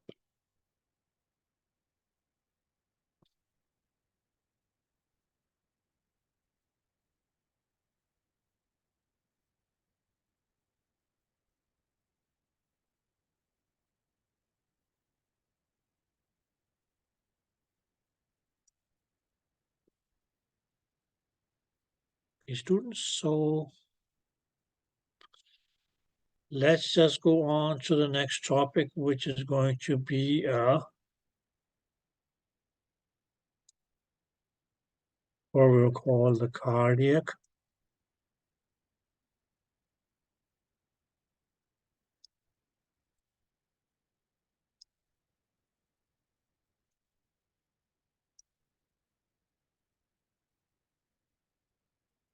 cycle. Now let's just do it this way, guys. And we can mainly, what we mainly will be saying is that the events that makes up one cardiac cycle is going to be equal to 1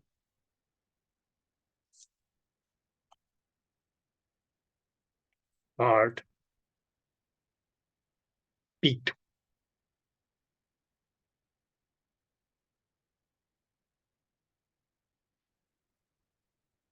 Did you guys get that?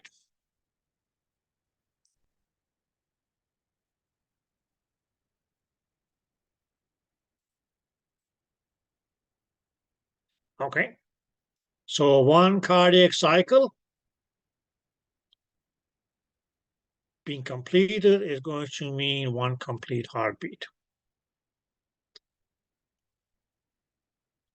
Now, what we mainly can say is that the normal number of heartbeats is going to be 72 beats per minute.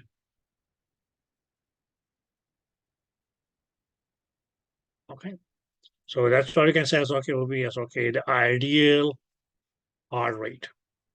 This thing here is okay. Mainly as okay will just be as okay beats per minute is going to be also referred to as a heart rate. Heart because of the heart. Rate mainly as okay this part here. Where we can say it's okay anything per time can be referred to as rate. So here's okay anything is a beat or a unit of time, which in this case is considered to be a minute. So that's why they call that a heart rate. Now, what that mainly means is somebody may ask, so what if somebody's heart was beating at 71 beats per minute or 73 beats per minute? Is that going to be abnormal? No. And that's why I mean it's okay, they created that quotient of a normal range. So we can mainly say that, okay, yes, the normal range of what we may refer to as the heart rate, that is going to be between 60 to 100. And another thing, guys, when you see the word range, that will mainly refer to as, okay, whatever comes between the lowest and highest. In this case, I'll give you a normal range. So that's okay, where is the lowest normal? 60. Where the highest normal is 100. And of course, that's okay, since we say it's the R rate, so it's going to be as okay with the same unit, beats per minute. So as long as your heart beats anything between 60 to 100 beats per minute, it's going to be referred to as being it's okay within the normal range.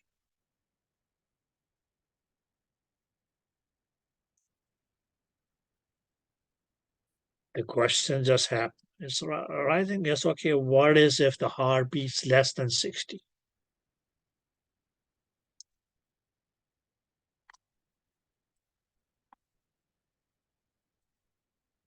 What do we call that?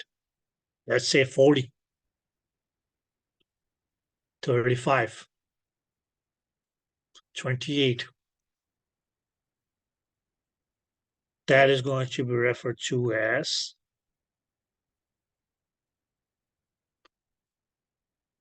bradycardia. Okay. The EMA, that's okay. That's called this is going to be a condition. Card hard and brady, mainly that's okay, just means slow. So if the heart rate, if the heart was beating slower than 60 beats per minute, that's what you will call a bradycardia.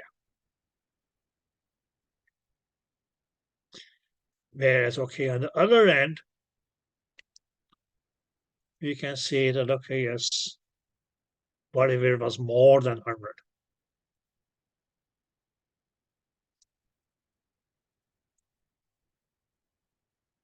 Beats per minute. That will be, yes, okay, what we call tachycardia.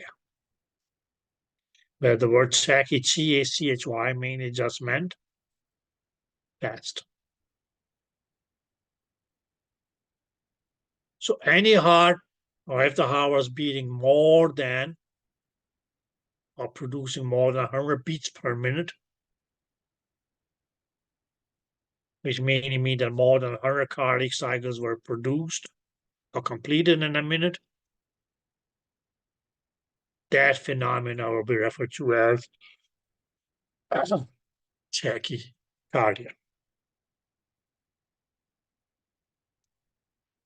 Did you guys get that? Well, for now, just remember, guys, okay, as one complete cardiac cycle equals to one heartbeat. Any questions?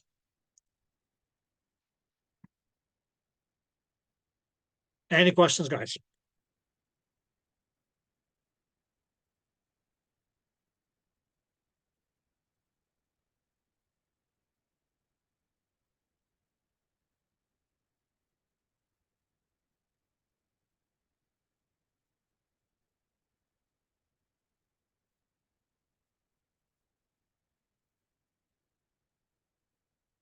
Now, cardiac cycle, just like a cycle has two wheels, unless you're still riding a cycle with four wheels. So is the cardiac cycle going to have two phases as well? Okay. And the two phases that will occur during, yes, okay, a cardiac cycle is going to, we can say, yes, okay, contraction of the chambers. Or let's say, okay, contraction of the chamber. The other phase of a cardiac cycle could mainly be as okay, which would be as okay, the relaxation of the chamber.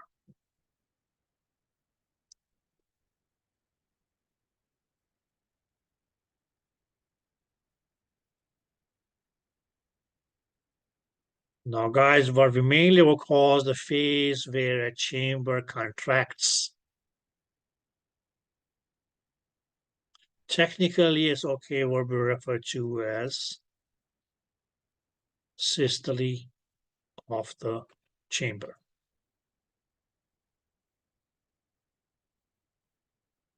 Where, okay, as the phase during which the chamber relaxes.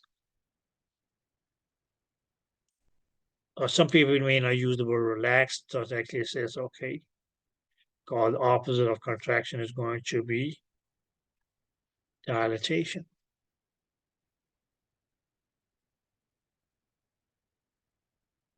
Is going to be referred to as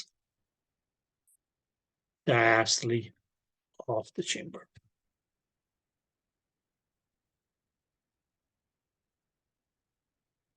So saying that, okay, yes, a chamber contracting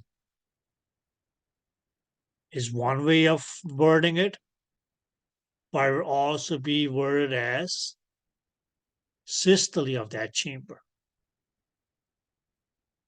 Whereas, okay, the chamber relaxing or dilating can also be referred to as diastole of that chamber.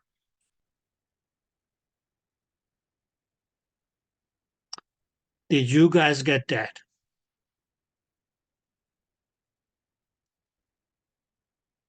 Now,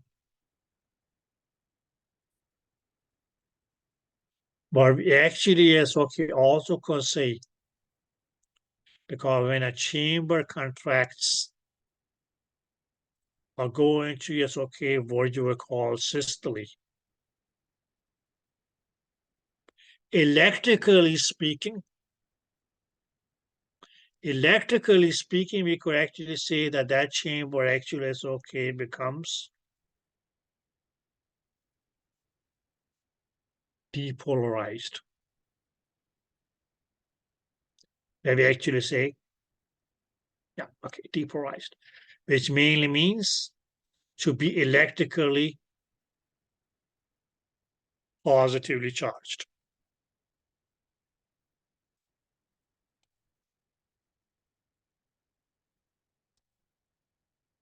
Did you guys get that? Whereas when a chamber is relaxing or is in dilatation, or goes into what we call diastole, electrically could be referred to as that it was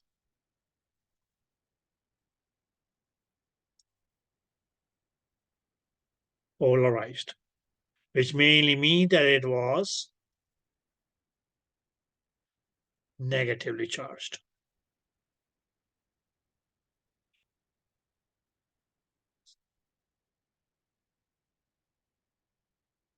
Did you guys get that?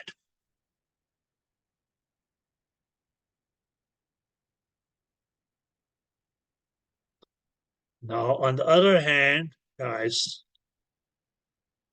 what is it that the chamber that contracts or go into systole or become depolarized? What is going to be the outcome of that? That's mainly going to be when that chamber pumps the blood.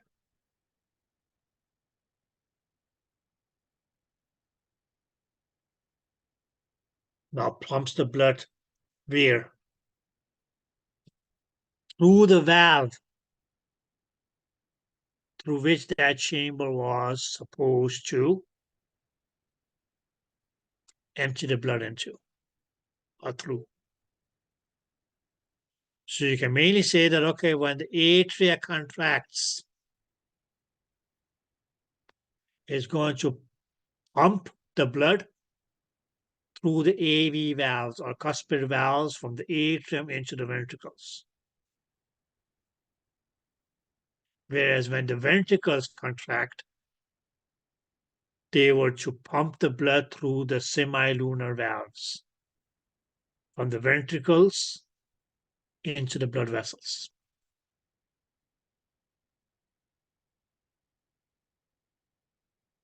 Did you guys get that? So which mainly just brings us to what's going to happen to the blood when the chamber are dilating or relaxing or going into this diastole or being polarized. We can mainly say, that's going to be, when the chamber fills up with blood.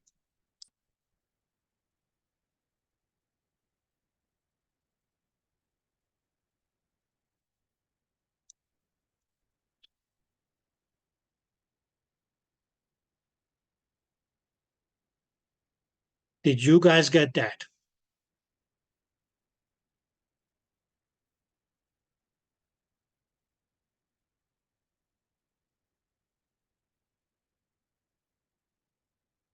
Now, ladies and gentlemen,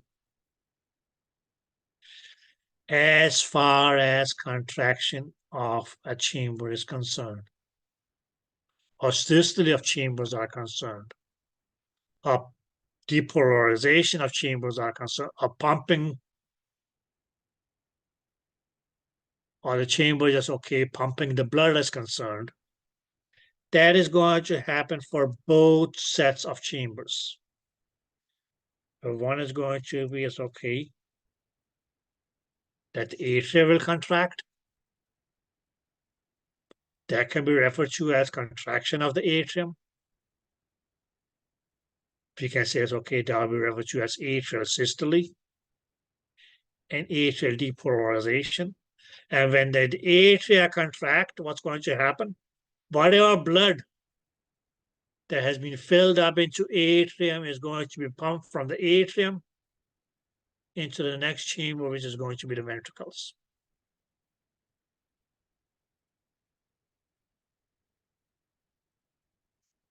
where the other set of chambers that can contract was the ventricles.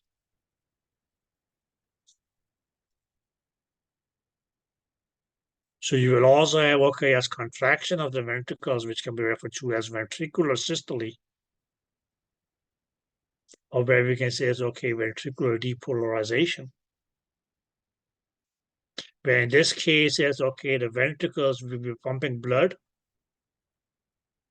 through the semilunar valves into the pulmonary artery from the right atrium ventricle and aorta in from the left ventricle.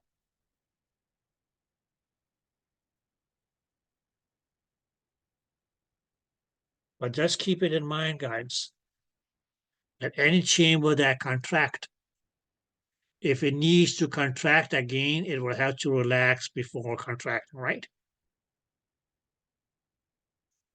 Did that make sense?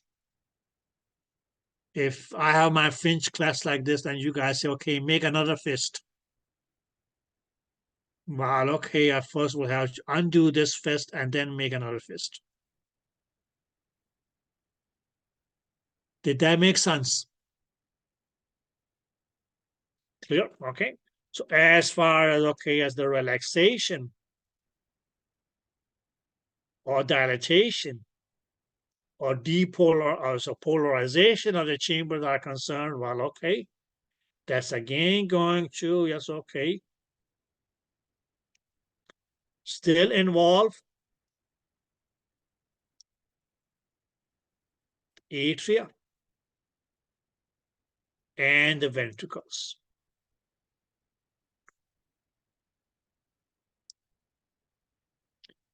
Okay. Now, what we mainly said was that both atria, yes, okay, they will contract together, and both ventricles, they will contract together. We also said that both atria will relax together, and both ventricles will relax together. But,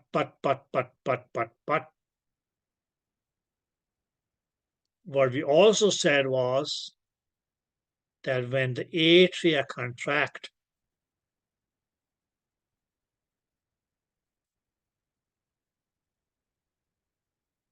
that's when the ventricles relax. And on the other hand, when the ventricles contract, that will be when the atria relax.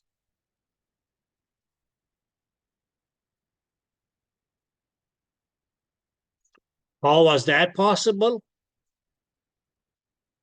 Pretty much okay, as we talked about the conduction pathway. Because the conduction pathway provided a route through which it's okay, the electrical signal was going to flow from one compartment to the next, to the next, to the next, to the next, to the next. What we said was, as the signal is in the limits of the atrium, yes, okay, the atria are contracting.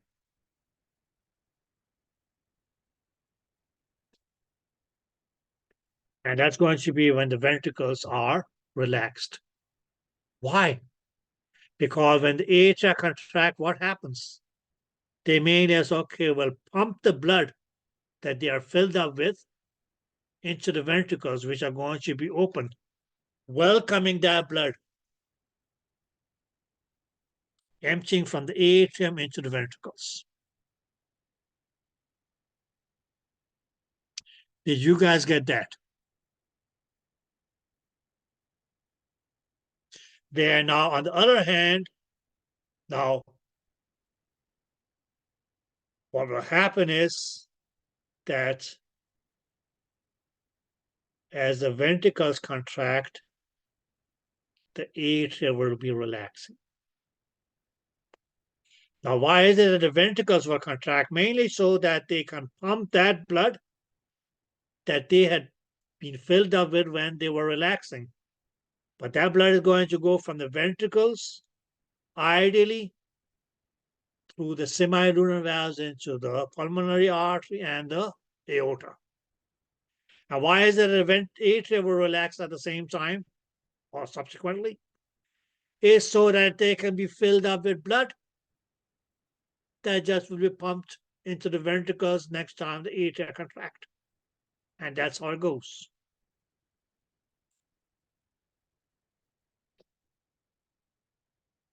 Did you guys get that? So, ladies and gentlemen, what do we need for a cardiac cycle to be completed and for it to be called a complete heartbeat? You will need that both the atria undergoes contraction and relaxation, that both your ventricles undergo contraction and relaxation. Only then will one cardiac cycle be completed, or you will say that, okay, as the heart made one complete beat and is ready to complete the next beat and next beat and next beat.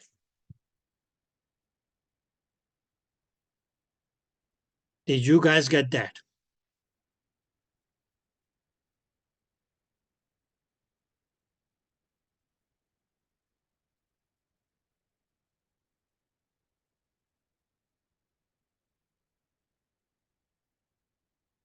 Okay. Now, ladies and gentlemen, please don't write. Pay attention for a sec.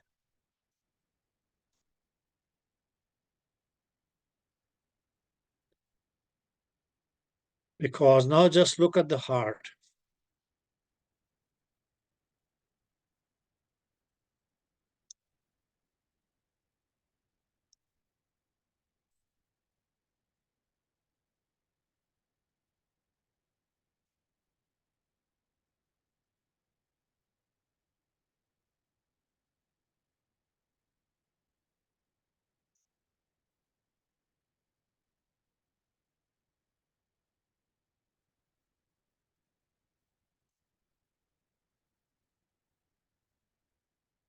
Now, guys, this is the atria, right atria, left atria. We can say it's okay. These were the ventricles, the right ventricle and the left ventricle. These fellows here, sorry, they are, it's okay, our AV valves. And these fellows down here is okay, they were our semi-lunar valves.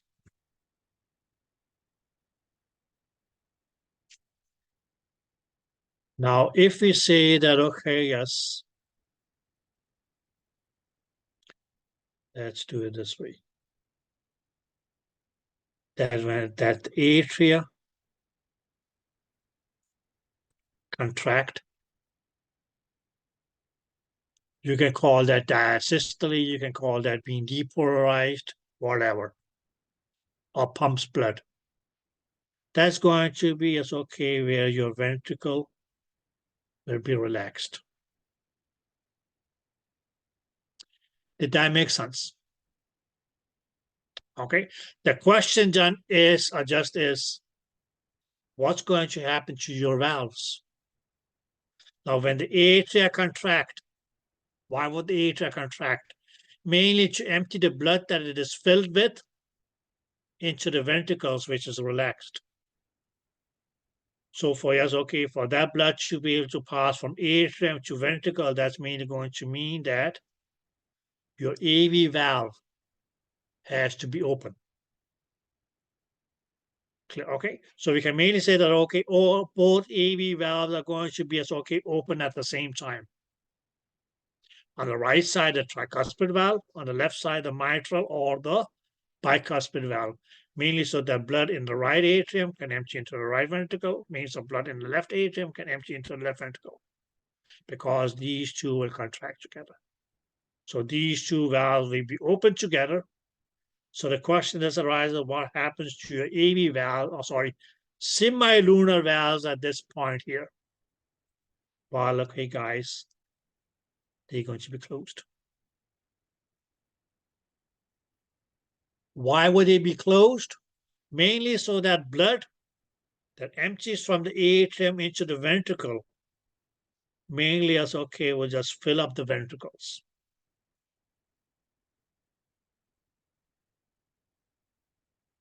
Did you guys get that? Can you just repeat why the semilunar valves are closed? So that the blood that comes in from the atrium into the ventricles will, yes, okay, just fill up in the ventricles.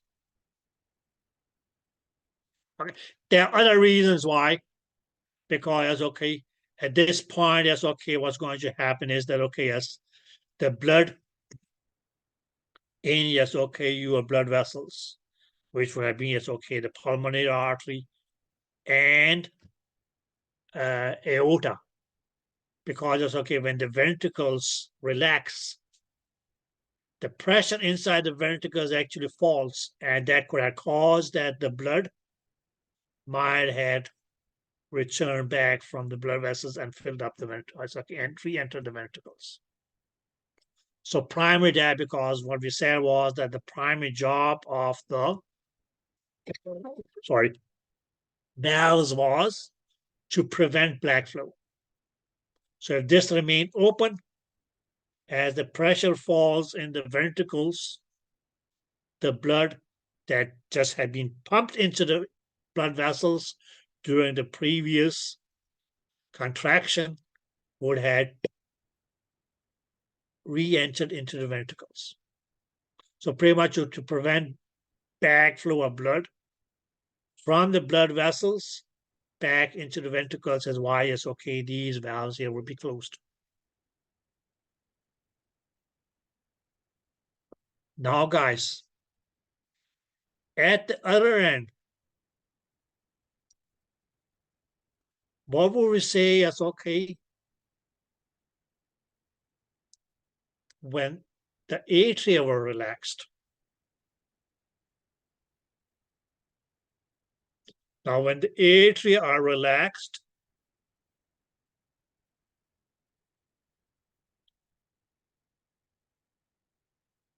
okay, sorry. Okay, that's mainly going to be, yes, okay, going to be the phase during which, yes, okay, the ventricles will contract. Why would the atria be relaxed? Mainly so that, okay, blood that wants to flow into the ventricle, or atria, sorry, can enter into the atria. Okay. So what we mainly said, just, okay, what happened during relaxation or diastole or dilatation of the chamber was that was going to be the phase during which a chamber would fill up with blood. Okay, we know that this blood is going to, yes, okay, ideally, yes, okay, come from the superior vena cava, inferior vena cava, and coronary sinus.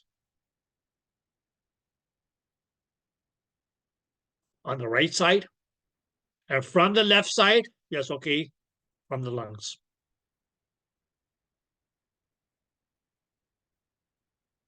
Okay, but when the atria relax, that's mainly going to be because, yes, okay, they need to get filled up with blood that they can empty into the ventricles during the next atrial contraction.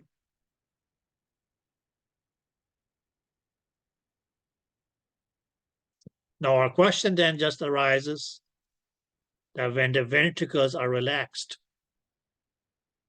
and when atria are relaxed, and the ventricles are contracting, what is going to be the status of our valves here? Now, during atrial relaxation, your AV valves are going to be closed. Whereas when the ventricles contract, that's going to be associated with the semilunar valves are going to be open.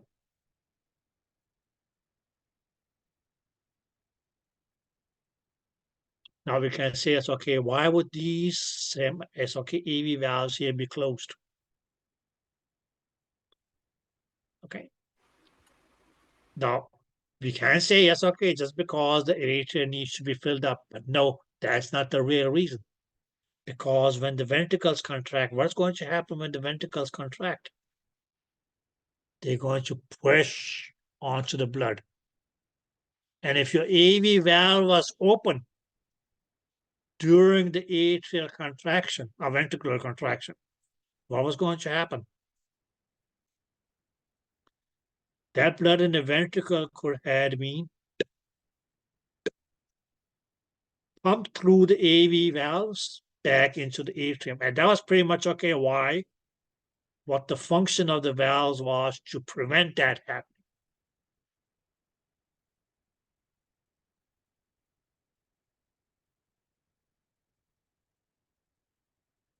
Did you guys get that? At the other end, we can say it's okay when the ventricles then contract. When the ventricles contract, why do we want the semilunar valves to be open? Well, okay, because when the ventricles contract, they would need to just, okay, pump this blood that they were filled up with during their relaxation. And that blood ideally, okay, should go through the semilunar valves into the pulmonary artery from the right ventricle and the aorta from the left ventricle.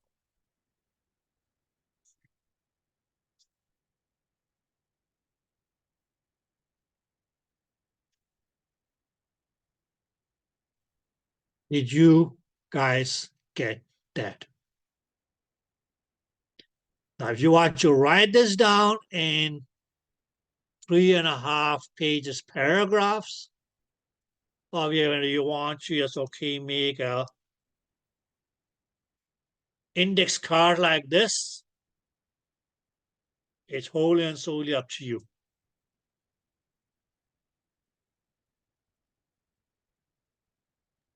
I have a question. Yes, my dear. So the arrows you drew are going up, but that's what we don't want to happen, right? Exactly. You don't want Okay. blood from the ventricles to go into the atrium. Okay. Right, okay. We don't want blood from the pulmonary artery on the right and the aorta from the left to return back to the ventricles. Your valves pretty much, okay, are there to prevent that from happening. Did you guys? I have a question. So during atrial systole, ventricular diastole is going on at the same time? Okay. Very much. Okay.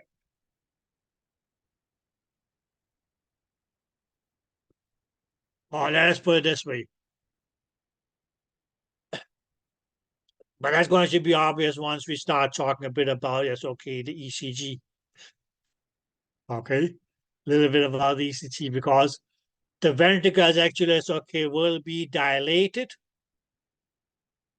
or in diastole before the atria contract.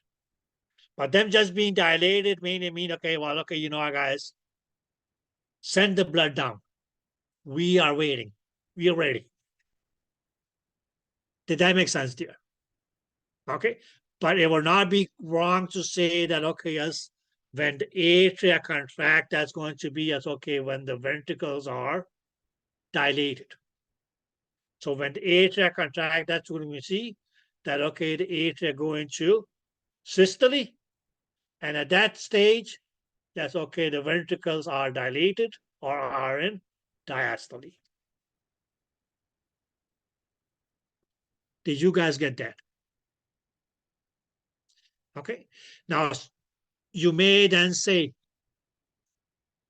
okay, that, okay, what causes the chambers to relax and contract are going to depolarization, repolarization, or systole and diastole. Mainly is due to, yes, okay, the flow of the electrical signal through the, what the hell we call that fellow? The conduction pathway, sorry. Okay, that's mainly as okay, I was going to determine which chamber is now going to be relaxing, which chambers is now going to be contracting. Did that make sense? Right?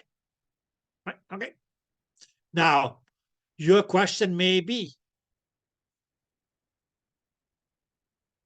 in all this, what's going to be the mechanism that causes yes, okay, a valve to open and a valve to close?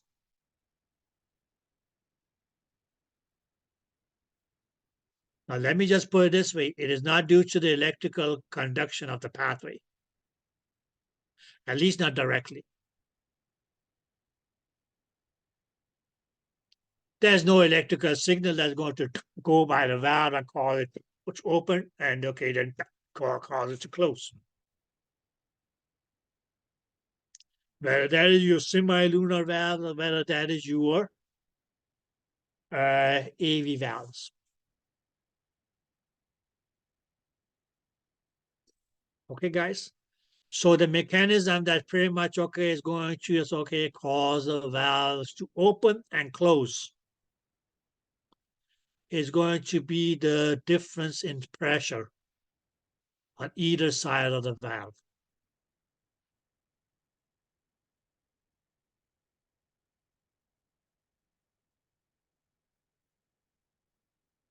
And you can mainly say, okay, the side where the pressure is greatest will be able to just okay push the valve to open, and on the other hand, when it's okay, push the valve to close. So you can mainly say that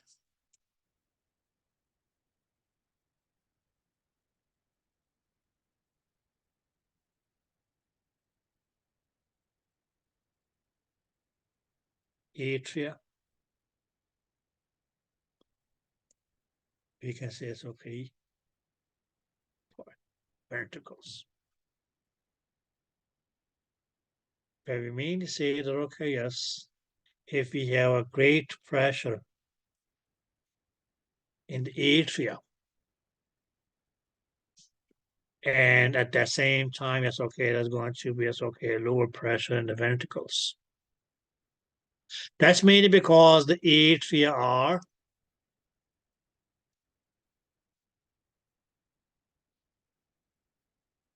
contracting, pushing or pumping the blood up against the valve.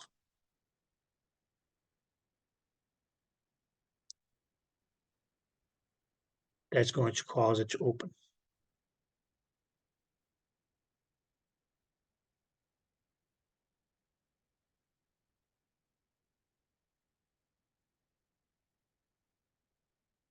There.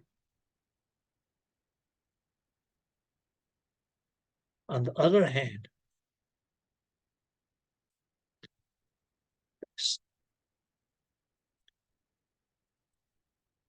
and the pressure here is greater,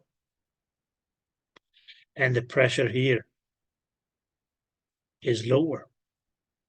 That means it's okay going to, and the rate to be lower. That means it's okay going to cause that these valves here are close. But at the other hand, we can then say that, okay, yes,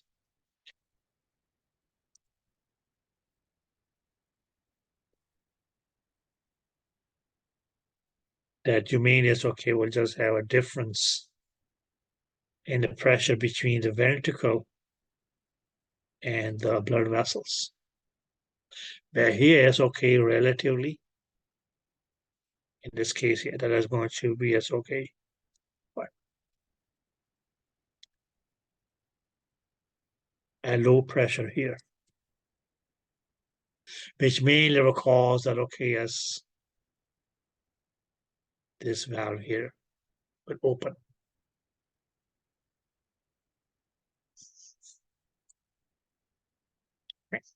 So what mainly is okay causes the valves to open and close is preliminary is okay difference in pressure between the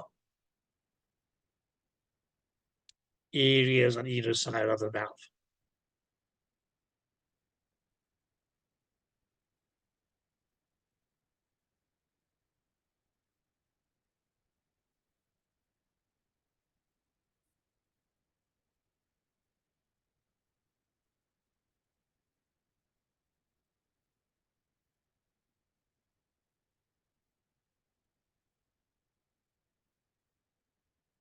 Maybe we can mean yes, okay, see that okay, yes.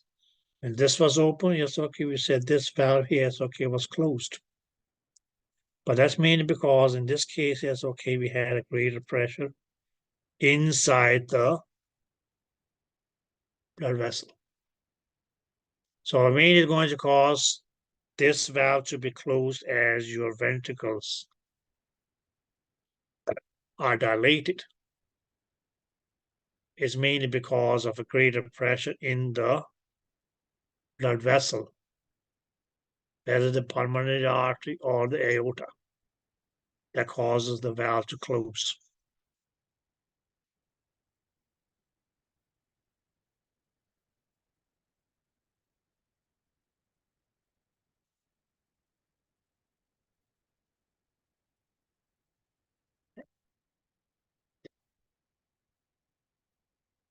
Now just our ECG. And I'm going to say it's okay, make it in different colors. So let's just draw it in one color and okay, mark the different areas.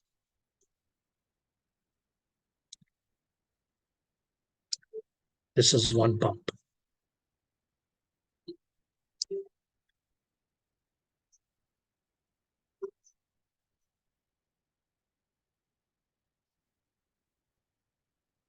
This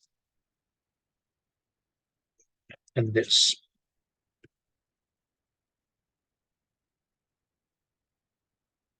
Now maybe it's okay, just you can say it's okay, super magnified.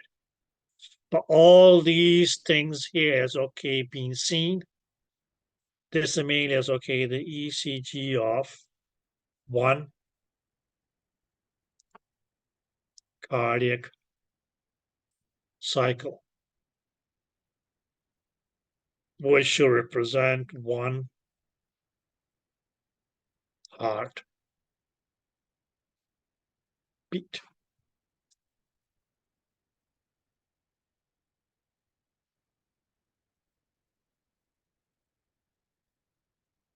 Is that clear?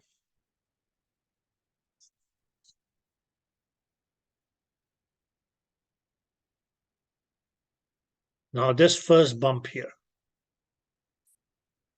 Now please, as I said earlier, this whole thing is primarily to just okay, follow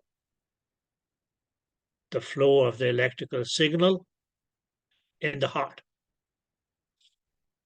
One. Second, also is okay, how frequently is it that the heart beats? So and so. Right. But this area that I marked here as purple, literally as okay is going to be referred to as what you can call the P wave. Okay, guys, just one thing. You don't have to know this for now. Okay. Okay. What I mean by that is, well, I'm not going to be asking you guys that on your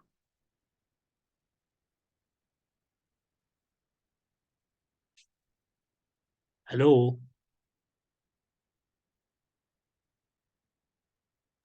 Midterm? Midterm or final, right? Clear. Okay. This is just for your common sense. No, not common sense, but it's okay for future. But just look here and okay, yes, because I may ask you some things. And just to make sure, okay, how present you are. Now, what is that this P wave here is going to mark? This is going to mark what we can call as, okay, the contraction of the atria.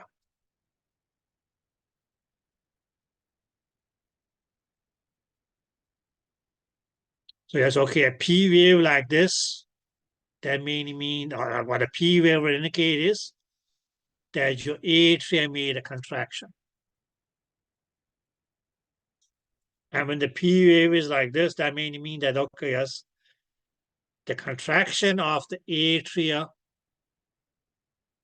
is due to, yes, okay, a signal coming from the SA node.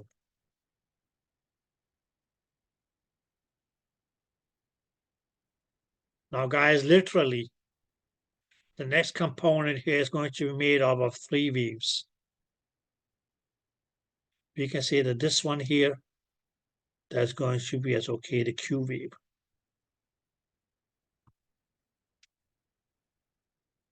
This big fellow here,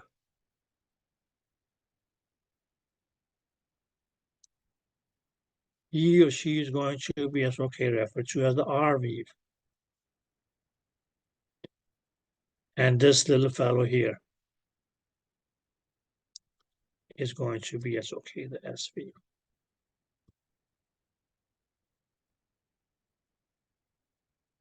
Okay. Now, mainly as, okay, what they do is that they take these 4 waves here together. And mainly as, okay, label them as the Q, R, S,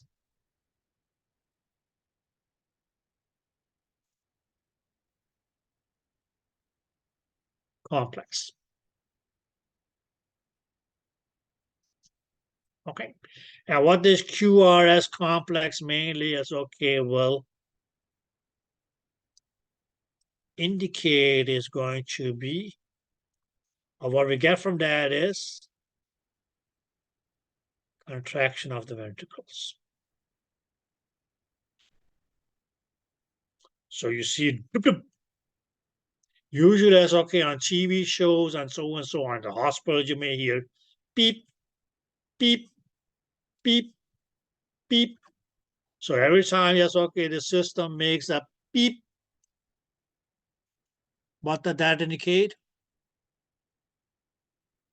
That there was, okay, as a QRS complex, which made us, okay, will indicate that, okay, as the ventricles contracted.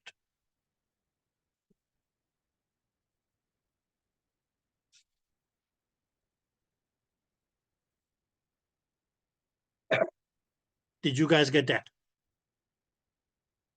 Okay, and every time the ventricles contract, that's when you see, or when you hear beep, beep, and then you may hear the beep go beep, beep, beep, beep, beep, beep, beep, beep, beep, beep, beep, beep, beep, beep, beep, beep, and it'll go beep, beep, beep, beep, beep. Then, okay, yes, that's when there's nothing, right? Flat line. Or what they actually is, okay, may refer to as asystole, and then the stuff goes bananas, right? Okay. Now, just the last lane here. Now, if you guys have been looking at the sequence here, it's okay, what do you think this fellow here is going to be called?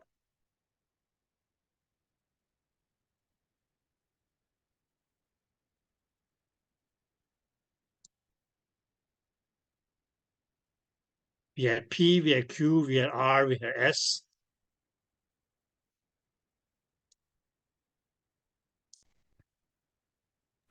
T, Huh? T. T, exactly. Very good. Somebody knows their ABC. Now, some of your sections are, what does this T wave here indicate? That's going to mean, that's going to indicate what we can say is, okay, will be the relaxation or the diastole of the ventricles.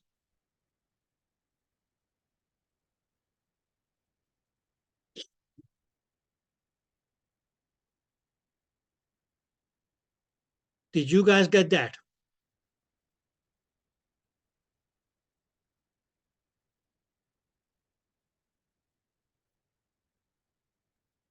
Okay.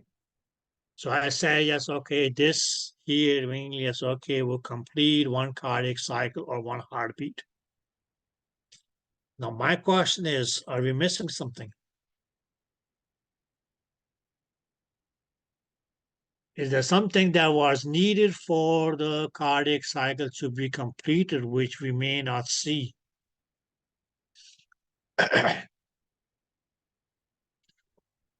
On your ECG?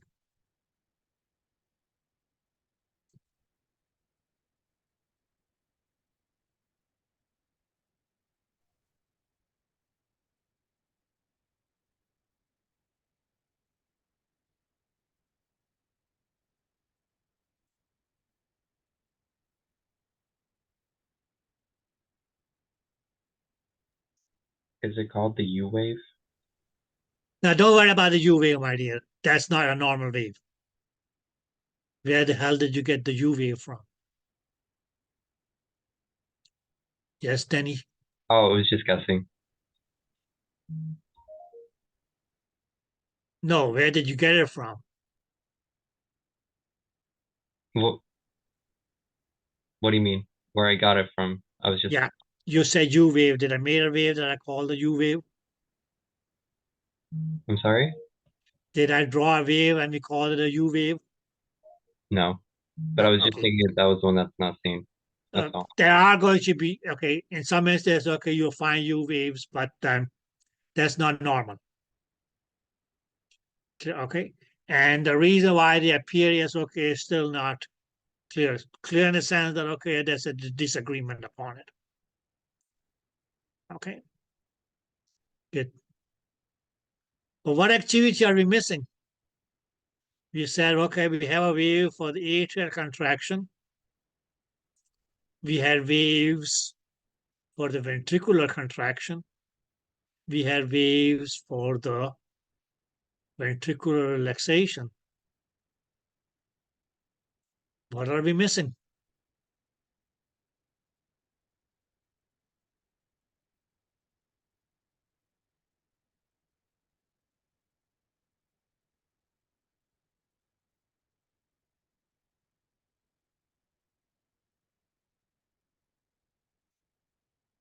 Hmm.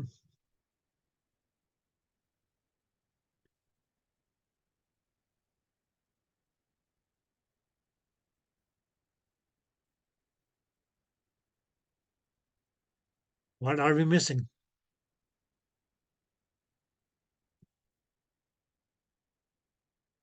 Yes.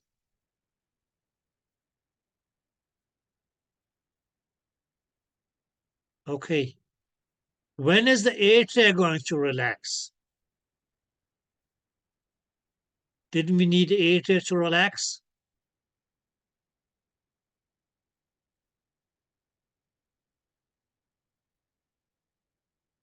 It relaxes when the ventricle is contracted. Exactly. Pretty much the same. Okay. Now let's just put this in this way. That's, or if you look at the ECG here, let's just look at our ECG. Now, what's your name? Dennis? That's okay. That U wave that you are talking about, if may appear here. Okay. But, well, okay, they are not normal waves of ECG, so we're not talking about it. Okay. Our cause of them, well, okay, there's still disagreement upon. Okay. But if you see us, okay, what caused us, okay, what leads to the contraction of our atrium is a relatively weak signal. So not to talk about as, okay, the signal that might have been recorded as was relaxing was also going to be a weak signal. Did that make sense? No, it's just a matter of, okay, you can say, if it's me speaking at the same time as the 15 or 14 of you also are going to be speaking.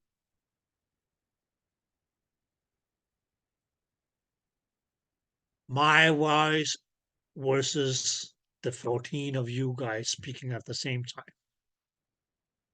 Whose voices are going to be heard? Mine or yours?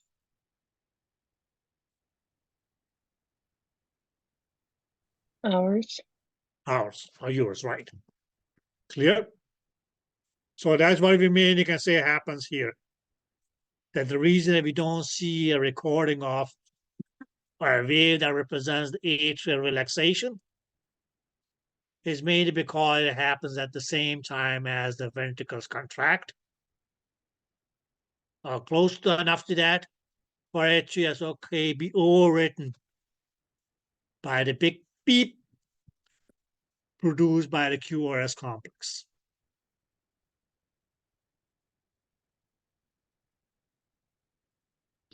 Did you guys get that?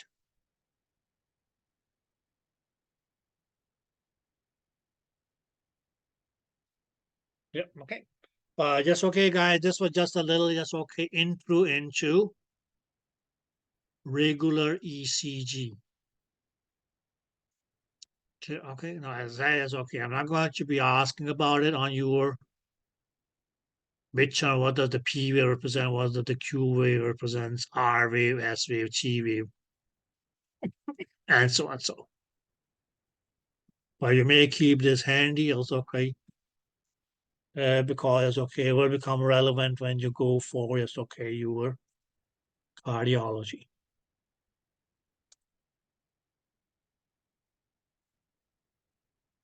She. Good. Now, just one last thing, guys. And then it's okay, you can go for your lunch break. Now, the last time you went to see a doctor and he or she said, okay, let me listen to your heart. Let me listen to your heart. What do you think is it that they are trying to hear?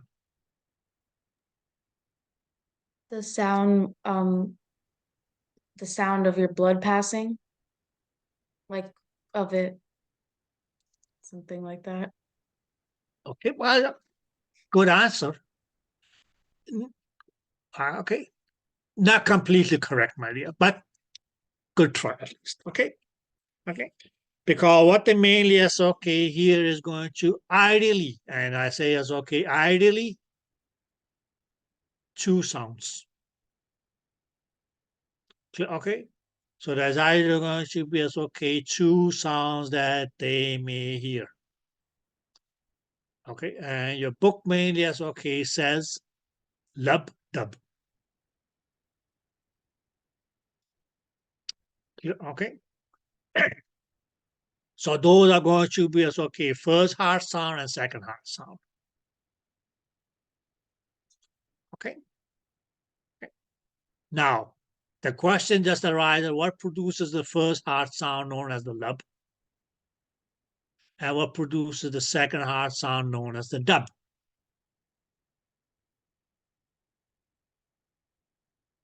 Now your first, both of these sounds here, whether it is the first sound or the second heart sound, or whether it's the lub or whether it is the dub, are produced by the valves closing. So closing of the valves produce the sounds.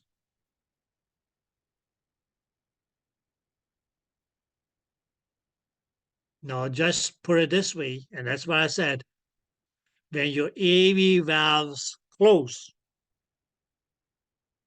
now when I say AV valves, I mean tricuspid on the right, and let's do it this way. So when your AV valves, let's see,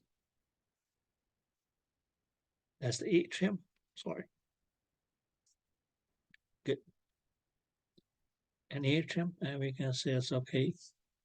If this is the right side, this is the left side.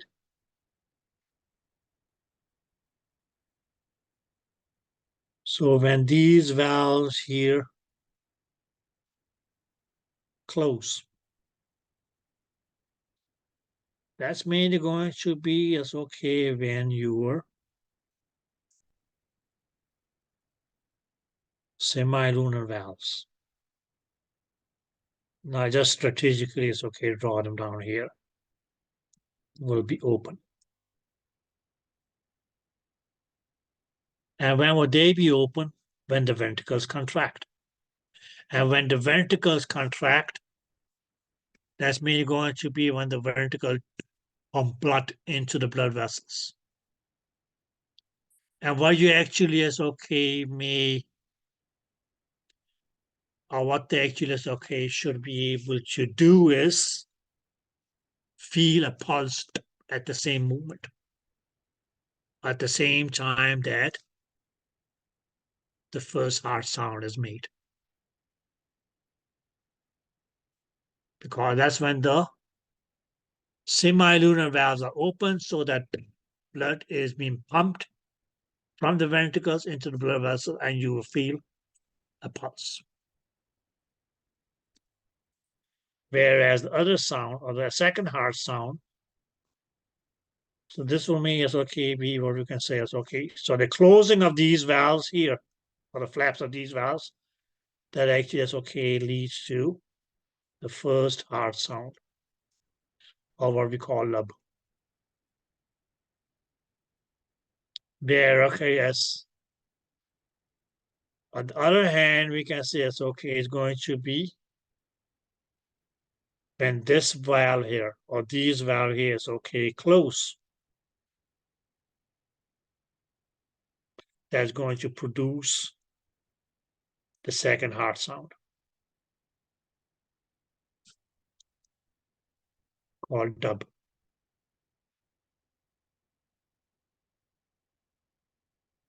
And that's pretty much okay, it's going to be between,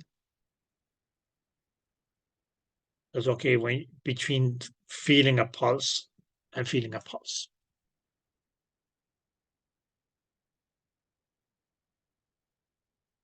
Okay. But then the next thing is, because what they do is they mainly as okay place the stethoscopes in anatomical areas related to the respective valves. And you as okay for aorta, we say okay A1, A2. Right, as okay where the aorta starts, and okay as where the arch of the aorta finishes. Don't worry about that, right? Okay, but that becomes A1 and A2. Okay, but pretty much okay, yes, because when you place the stethoscope right on top of the valve, you're mainly going to be able to hear the sound produced by that valve. And what they mainly try to listen for is going to be as okay. Now, have you heard the term murmur? So murmur, guys, is mainly going to be, well, okay, I shouldn't say nothing, but it's mainly as okay, just an additional heart sound. An additional heart sound. And what may cause that additional heart sound? Either it's due to that the valve doesn't open properly,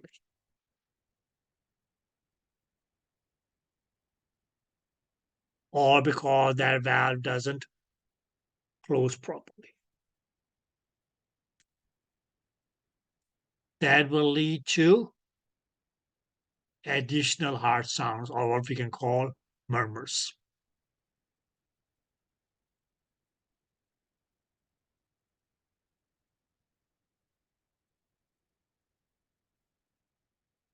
Did you guys get that?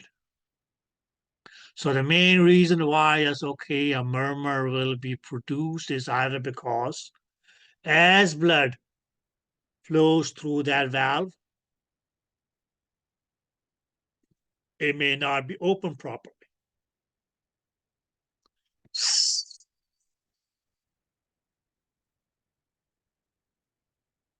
Oh, that's okay. When that valve was supposed to be closed, it didn't close properly, but like that.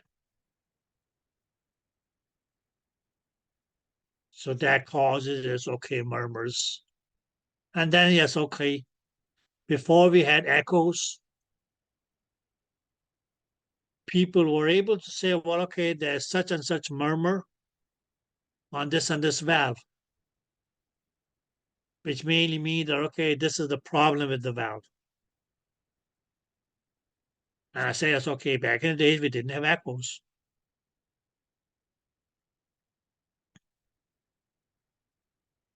Now, I can only thank my professor back from med school, who was a master in murmurs. He would come to the classroom and tell us, listen, guys, in my department on bed number 7 is a person with a beautiful mid-systolic murmur. Go and listen to it.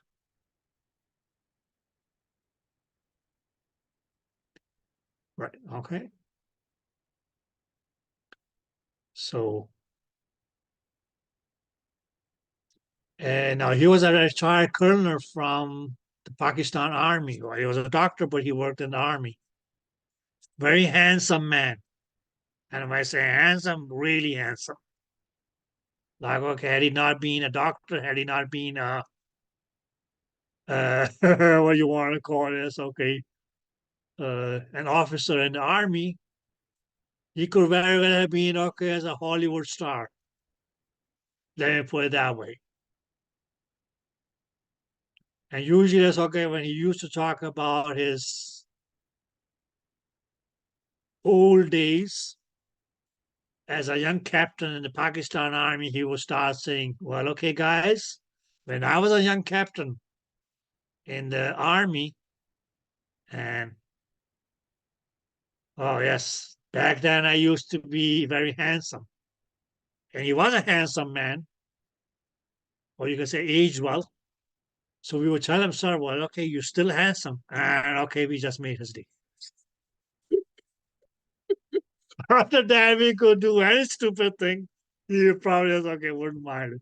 But it's okay, if he didn't catch a murmur, he would not let us go until it's okay, we found it and we heard it. But yes, okay. So he told me pretty much okay how to listen to murmurs and so on. So yes, okay, that helped me a long way. So okay, guys. So please keep in mind, guys, that's mainly going to be as okay the closing of the valves that produce a sound.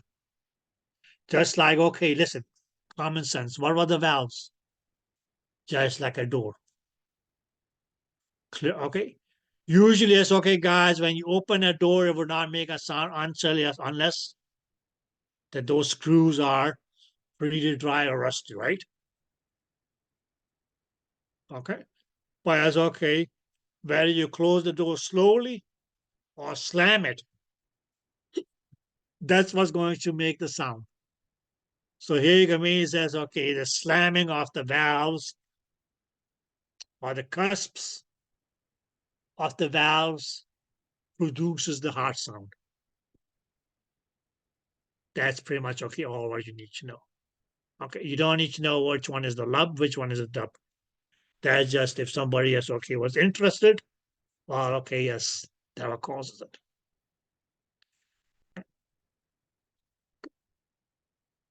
Any questions? No. Nope. Okay, you guys ready for breakfast? Not breakfast, sorry. Sorry, lunch. Okay, then go have your lunch. And should we say that I see you guys back at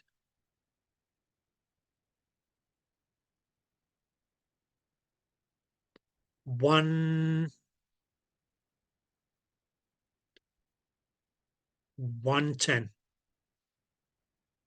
Let's make Okay. it 1, and okay, you guys can get off early. Okay, that means okay, just 2, 3 small things that I want to bring to your attention.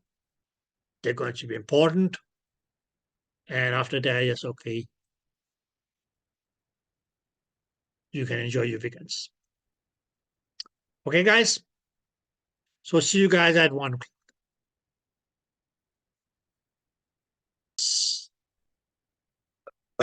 See if we can continue.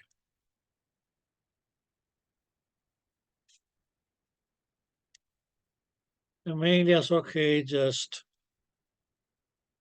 2, 3 last points left.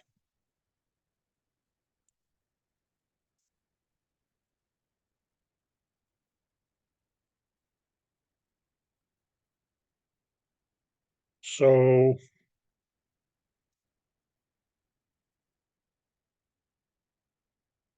first is going to be as okay what we'll call a stroke volume.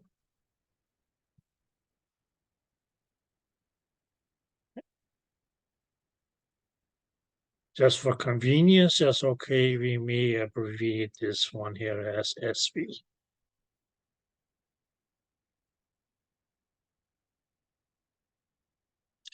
Now, guys, when we look at the word stroke volume, it's made as okay made up of 2 words. Okay. One is going to be volume, which is mainly in this case are going to be as okay. Serum is okay. Measure any liquid is going to be expressed as, that measurement is going to be expressed as a volume.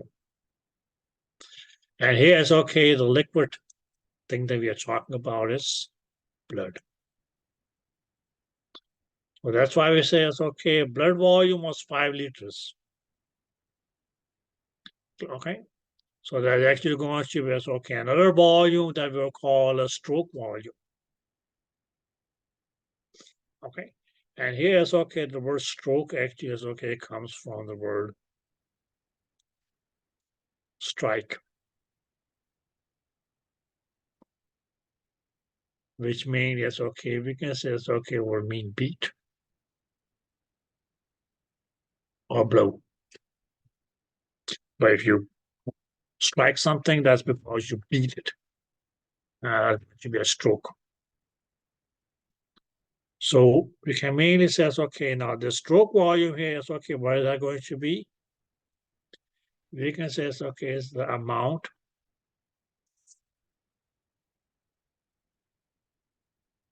or if you don't like the amount, you can say, okay, it's the volume of blood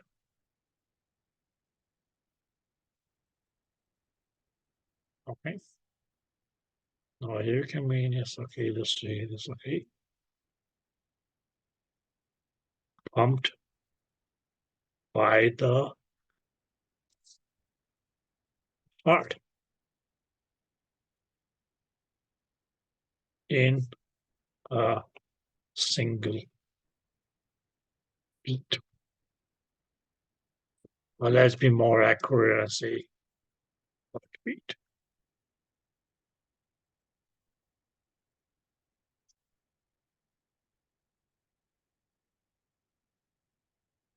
Did that make sense? Okay, because the heartbeat is okay, what would that tell you?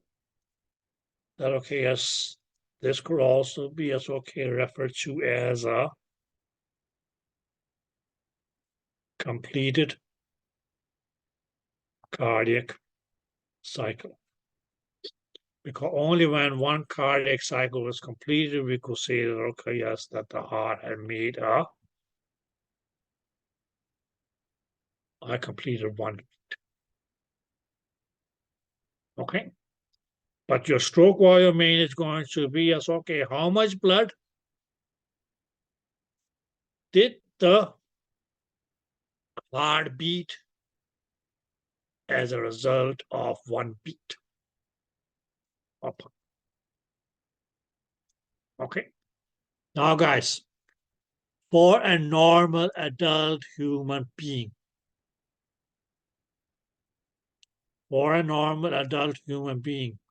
whose heart is beating. We can say it's okay at a reasonable pace.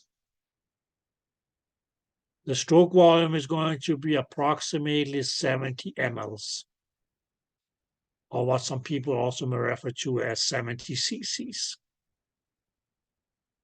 Okay, so the average stroke volume in a normal adult human person is going to, oops, shit, a little bit too thick. It's going to be as okay. Nope, that's not what I meant. What the? Okay. 70 mLs, or if somebody don't like the word mLs, well, okay, you can say cc's.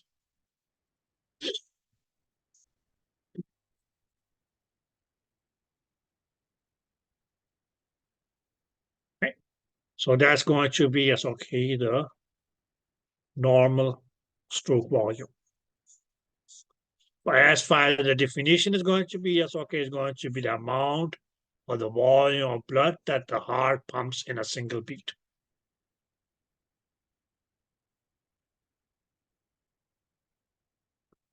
Did you guys get that? Now, ladies and the gentlemen, we can mainly say that, okay, yes, mathematically, this stroke volume here, okay, is going to be as okay, the result is going to be as okay. We can as okay calculate that based on two volumes. One is going to be as okay what we call the end diastolic volume. Okay. Now this end diastolic volume here as okay can also be as okay abbreviated as EDV. Now if you look at the word end diastolic volume, what would that mean? The volume of blood in a chamber at end of diastole. So okay. EDV, end diastolic volume, what is that going to be? It's going to be as okay the volume or amount of blood in a chamber that had reached to the end of diastole. Or we can say, okay, at the end of its diastole. And when a chamber is at the end of a diastole, it's going to be filled up to the max.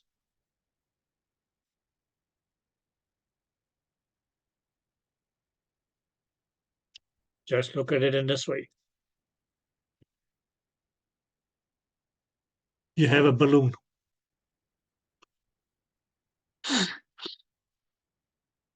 You blow air into it. Clear?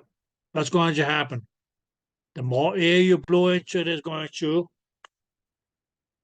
dilate more and more. Clear? Okay, now you can, in this case, yes, okay, what's going to be the end diastolic volume is going to, yes, okay, be when you stop blowing or pumping air into that balloon. Clear? Okay?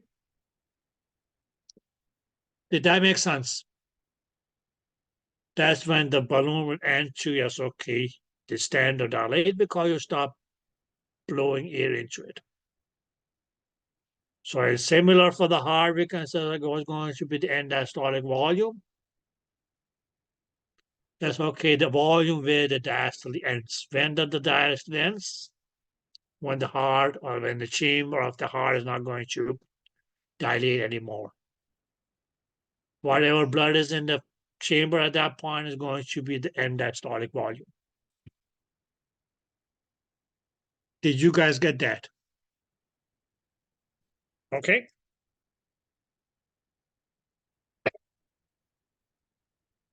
Now, what do we need to do to this end diastolic volume here to determine, yes, okay, what the stroke volume will be? Well, what we will be doing is, that's okay, from that we actually, it's okay, will subtract a volume that's going to be, it's okay, what we call the end systolic volume.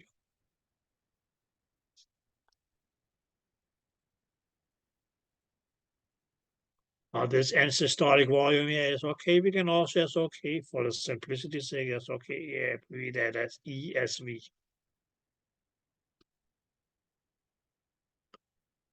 Okay, so what is the ESV or end systolic volume going to be? We can mainly say, yes, okay, the volume of blood in this case, is okay, in the chamber.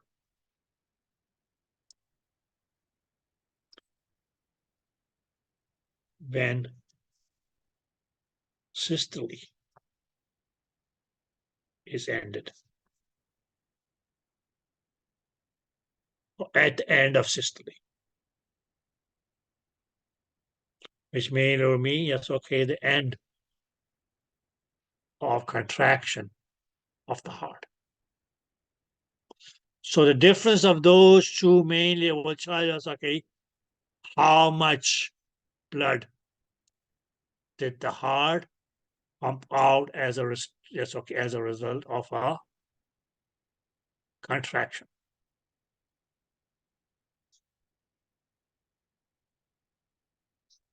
Or let's put it this way, you guys that had lunch, right?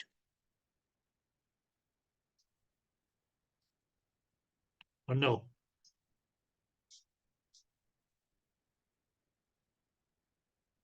Good. Let's say after lunch, yes, okay, you are a little bit thirsty or whatsoever, you want to drink something. You fill the cup up, a cup or a bottle. Let's say that that cup, a bottle or a container, whatever it is, holds up to, yes, okay, let's say half a liter.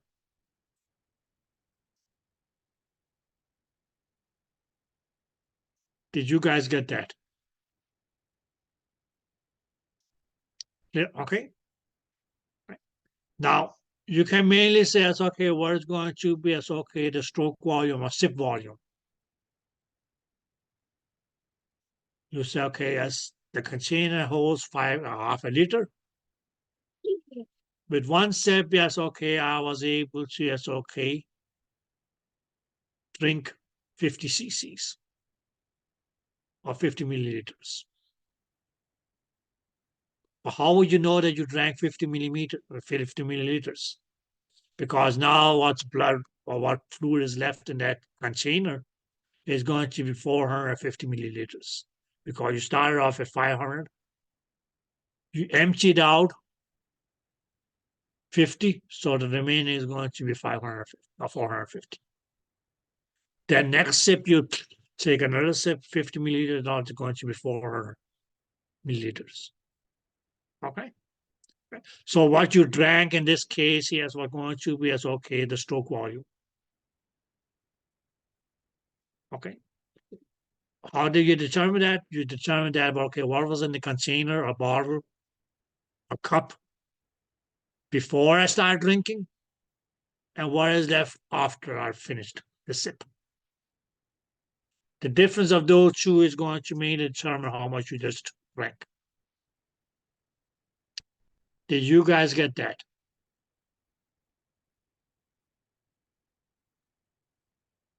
Okay. So likewise, that's okay, the difference of the end systolic and end diastolic volumes determines what is the amount of blood the heart pumped in a single beat that we called stroke volume.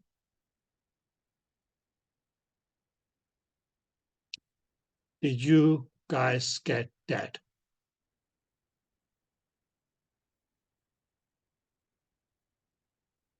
Okay.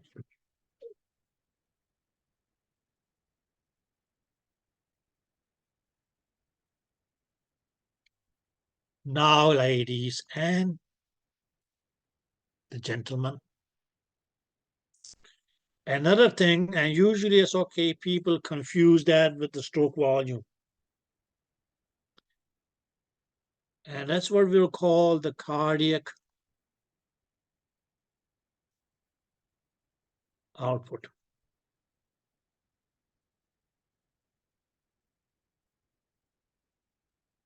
Now here's okay, when you see the word cardiac, that's okay, what did I tell you? Well, okay, yes, it's pertaining or related to the heart. Output mainly is okay, what comes out of the heart. Okay. But yes, okay, what is going to be the cardiac output? Well, okay, guys, this is again, yes, okay, going to, we can say it's okay, the volume. Or if you don't like the word volume, you can also say it's okay, the amount. The amount of volume of what? Blood pumped by the heart. Right here in a minute.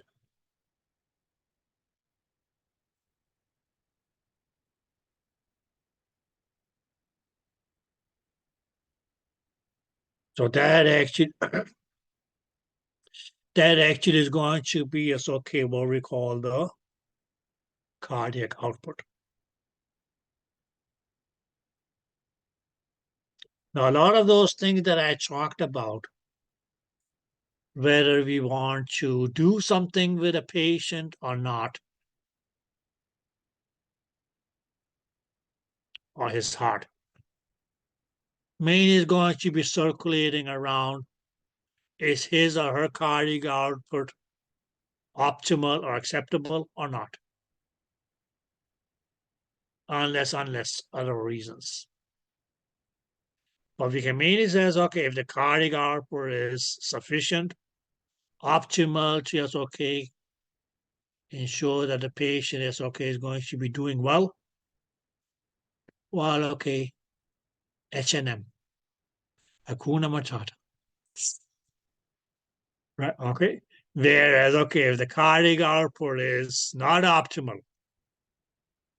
or you can say, okay, due to the state that the patient is in, well, okay, that's going to lead to no good. Then, okay, yes, then it's not a Hakuna Matata, then you have to do something. Clear, okay.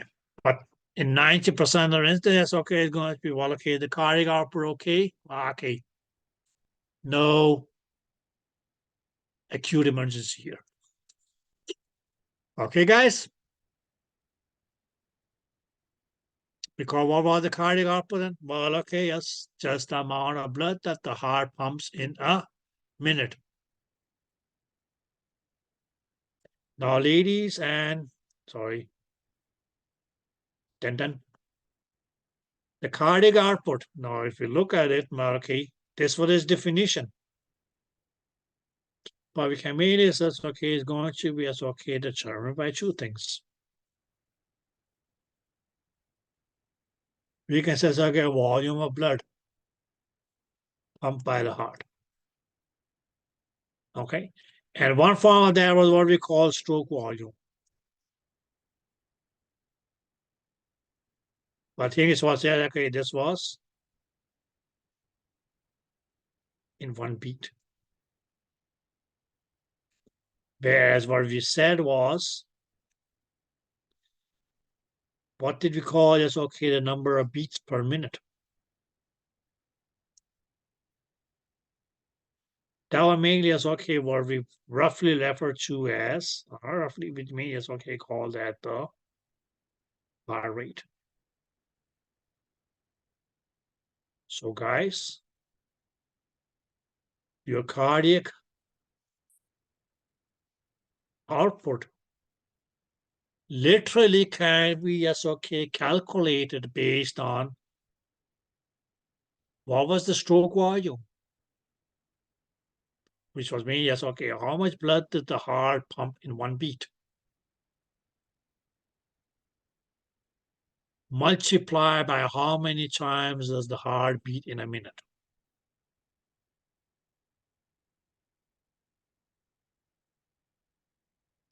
And ladies and the gentlemen again, and I say it's okay. In a normal adult human being, okay, where it's okay, we can say it's okay that we have a good stroke volume, not too low, not too high. And roughly speaking, we say it's okay if the heart rate is within that normal range. Well, okay, in that instance, we can mainly say it's okay that our cardiac output is going to be approximately 5 liters.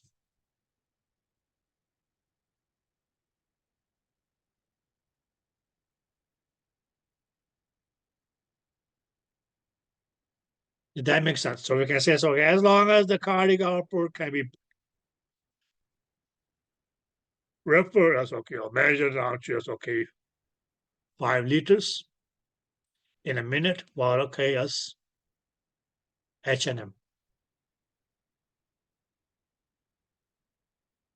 What we mainly as okay, we'll see here is, okay, how would you know that, okay, because now we're going to be as okay, doing echoes. All. You can mainly say, okay, that the patient is okay, will have a normal blood pressure.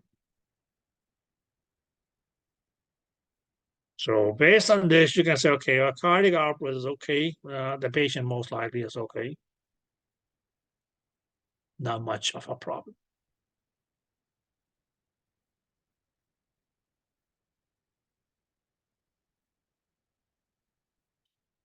Now, guys, just one last thing.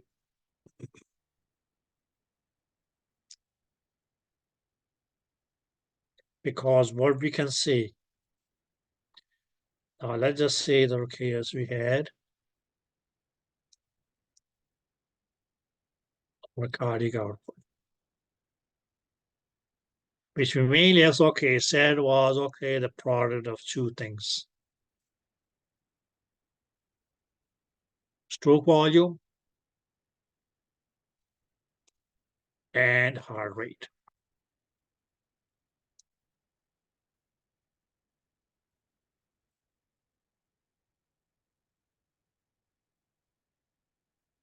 Now, ladies and gentlemen, what we may see is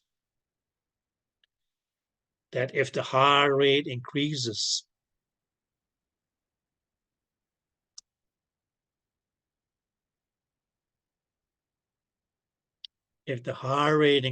what may relatively happen is the stroke volume will decrease.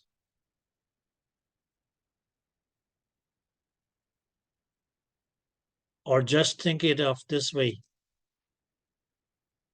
Because if the heart rate increases, what is that going to lead to?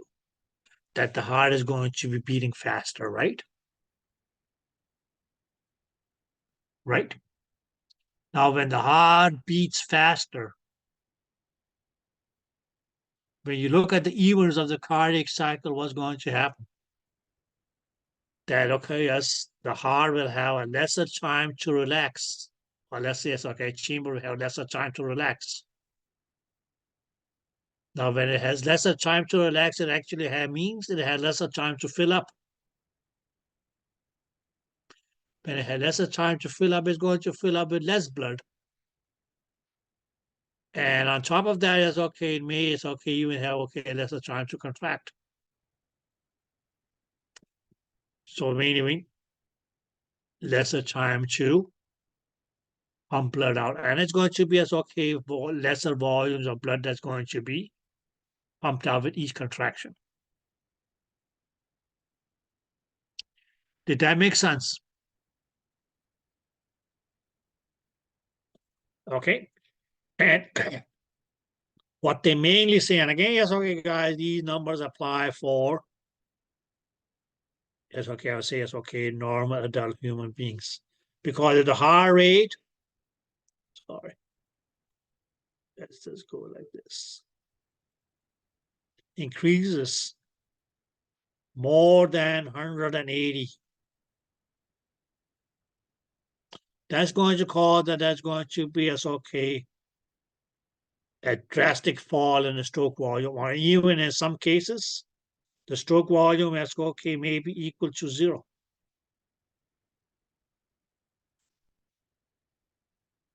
Because the heart ends up pumping so fast that it doesn't have time to fill, that the chambers don't have time to fill, and not have enough time to just okay contract enough to pump enough blood out.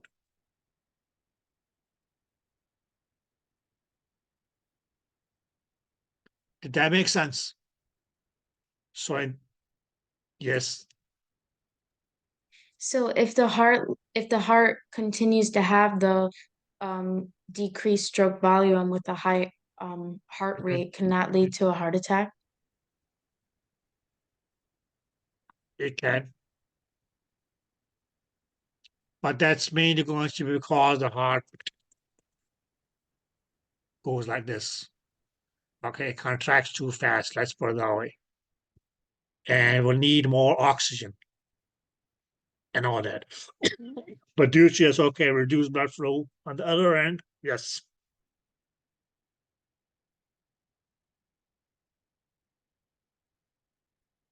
Yeah, okay. Did that make sense? So in this case, you can say, okay, well, okay. Although that's okay, the heart rate increased very high, but it doesn't really matter. You can go to 200. 200 multiplied by 0 equals 0.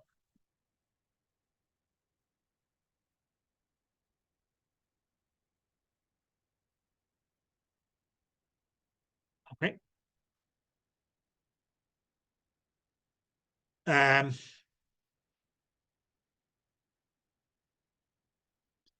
Okay, now we actually had a guy, one of the hospitals where I worked at. Now, huge dude, like, okay, you look at this guy and say, okay, this is a big guy. He probably can be tough. No, he came in crying like a 2-year-old who has just dropped his favorite ice cream on the floor. Because he was scared to shit. Sorry. What happened? Now, he was a big guy, so he had some heart problems to begin with. So what the doctor may have given him was, okay, some pills and say, okay, if you start walking, you start having chest pains and so on, so and so. Just take this medication. It's nitroglycerin. It helps. He did. I guess he didn't wait enough time or took the necessary rest. That still be required, although it's okay, you took the medication, you just don't keep on walking, just give it a little bit. So what he did was, he took 2 pills again. That didn't help either. So he took 2 pills again. And what mainly happens is because what that medication does, it mainly is okay, dilate your blood vessels. And what the brain senses is your blood pressure is falling. Now, one of the main ways by which is okay, your body may try to compensate for that is, well, okay, your body that's going to tell your heart, well, okay, speed up. So he actually ended up feeling like, okay, like his heart was going to just, okay, jump out of his chest. That's what he came in and said, this is what it feels like. And of course, that's okay. He was scared to death. And that doesn't, that's okay. That anxiety doesn't make it better either. Okay, that's going to cause, so it means okay, just enter this this vicious cycle. So all he just needed was okay, lay down, take some rest, let's cool down, and we did what we call is okay, vagal massage, which mainly is okay, just would slow down his heart. But right now at that point, it's okay, his adrenaline was rushing. And had he continued like that, it's okay, he could have been dead. Anyways, just one last thing, guys. Okay. So any questions? Cardiac output, yes, okay, although yes, okay, it is the product of your stroke volume, which was how much blood does the heart pump in a minute? Oh, sorry, in a beat, sorry. Times or multiply by, yes, okay, the number of heart beats completed in a minute, which you call the heart rate.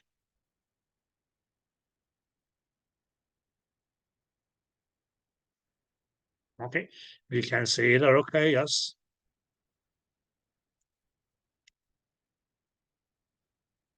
If both of these just okay increase rationally, that's okay that way, yeah, increase in cardiac output. If both of them, yes, okay, decrease rationally, let's put it this way, then maybe it's okay, a rational, yes, okay, decrease in the cardiac output. But it's okay, too much increase in the heart rate, actually, yes, okay, can cause, okay, as a drastic drop in your stroke volume. Mainly because, okay, the heart doesn't have enough time to fill up with blood because diastole is too short. And at the other end, contraction is going to be too short as well. And the chambers cannot pump blood that doesn't fill up the chamber. Okay. If we say it's okay, if 50 cc's is filled up in your chamber, the chamber is not going to be able to pump 70 cc's. The max that it can pump will be 50 cc's. Okay. But that max is going to be drastically decreased because it doesn't have enough time to complete or is okay, make a good forceful contraction. Okay. Now, guys, just last thing that I want to talk about.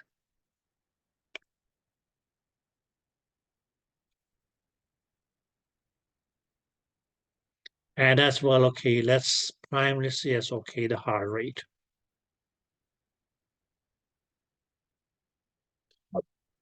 Okay, because I mean, yes, okay, it can be two things that can increase, yes, okay, that may affect the heart rate. Okay, now your heart is an internal organ.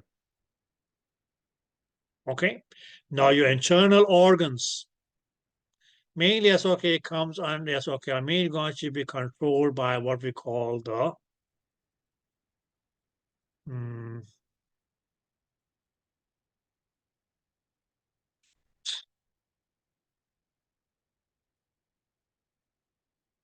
autonomic nervous system.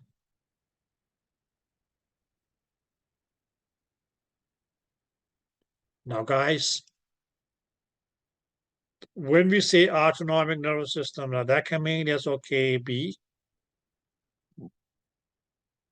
because it's okay divided into two subcomponents. One is going to be as okay, what we call the sympathetic nervous system.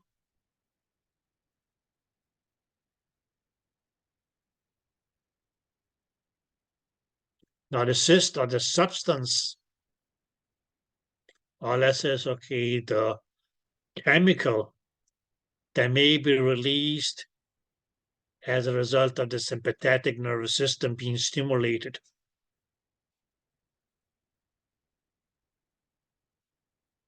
Is going to be, it's okay, primarily adrenaline.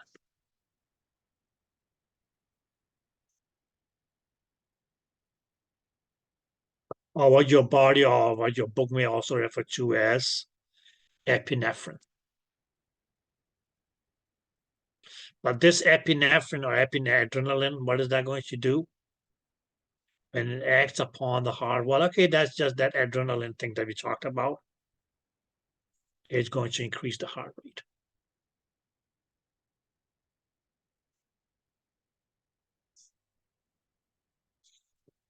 Did you guys get that?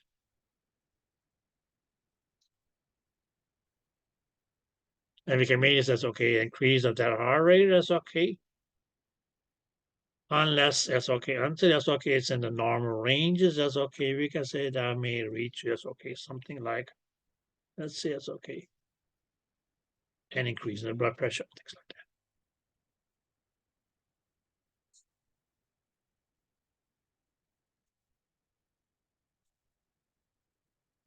Now, guys, at the other end,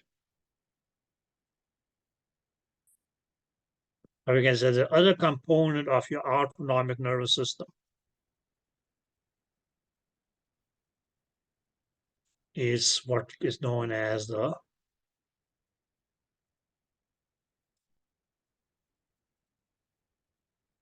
parasympathetic nervous system.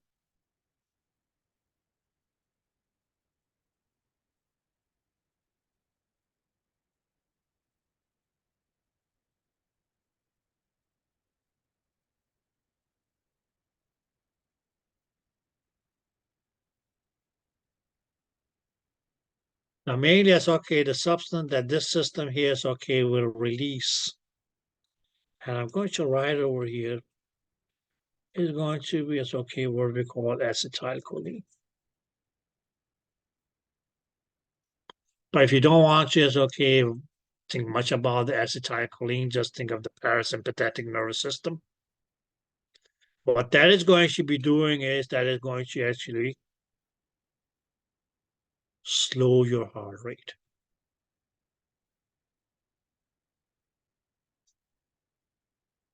And you can mean that okay, as a result of slowing down the heart rate, that's okay, that may cause a fall in the blood pressure.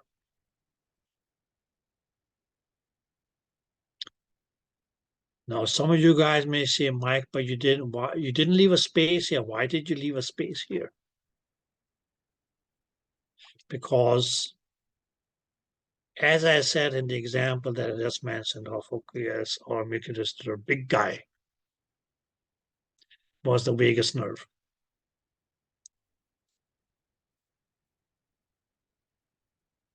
And the vagus nerve, my guys, it's pretty much okay, it's a parasympathetic nerve. Which mainly means that okay, as when that nerve is going to be stimulated, it's going to pretty much okay lead to a parasympathetic control by the autonomic nervous system, which is going to just okay affect the heart in a way that's going to slow down the heart. Right? And this vagus nerve, where did that run? Here. It comes from the brain. It's what you call it. It's one of those nerves that we call a cranial nerve. But it's mainly going to be a nerve that's okay runs on its way in the chest. It affects the heart. But it's going to have a parasympathetic effect on the heart. And then what the effect of the parasympathetic system is going to be on the heart is going to slow down the heart. Where the other one, adrenaline, which is primarily from your sympathetic nervous system, is going to increase the heart rate. Okay, so your sympathetic nervous system is mainly okay, that fellow that we call the fight, flight, or flight. Clear? where regularly you can say, it's okay, parasympathetic nervous system is going to be rest and digest. So have you guys ever wondered, why do you feel tired or a little bit dozy? Or want you, it's okay, take a nap after a meal?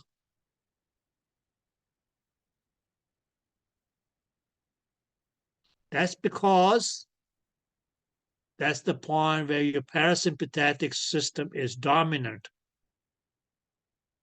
Why? Because I say rest.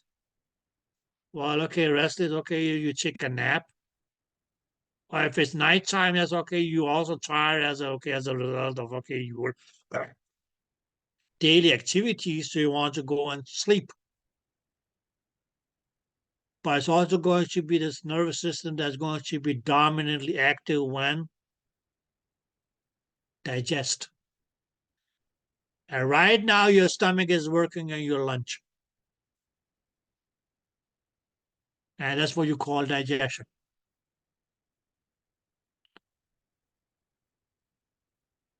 Clear? Okay. And that's why they mainly will say, okay, don't do exercise or workouts right after a meal.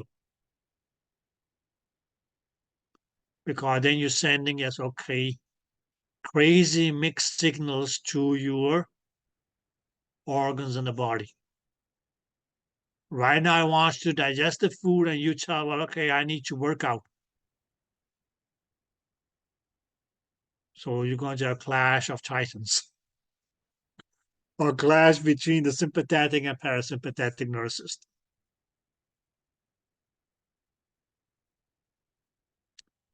Did you guys get that? Okay. But that vagus nerve, stimulus of that can actually, it's okay, slow down the heart rate. Now, don't do that. Okay. And there are phenomena where people mainly, it's okay, have collapsed, gone into shock by somebody trying to give them, yes, okay, a child beer hug. And unknowingly, yes, okay, yeah, okay, let me give you a child hug. Okay, yes, stimulating the vagus nerve. Okay, now it's not going to happen to everybody. Don't be scared that, okay, yes, give your loved one a tight beer hug. Because you say, okay, what happens if they collapse? It's not going to happen to everybody. But it's okay. There are people who, it's okay, it's okay, may suffer from this phenomenon that we call, it's okay, Vegas vagal. and which may mean that, okay, a slight stimulation of the vagus nerve connection is okay, cause the heart to be slowed down to a rate where it may not be able to maintain a sustainable blood pressure, and the patient may, okay, or the person may, okay, collapses right in front of you. Then just please make sure that, okay, if it was a beer hug, that beer hug is trying not just, okay, ensure that they don't drop on the floor and, okay, just hurt themselves.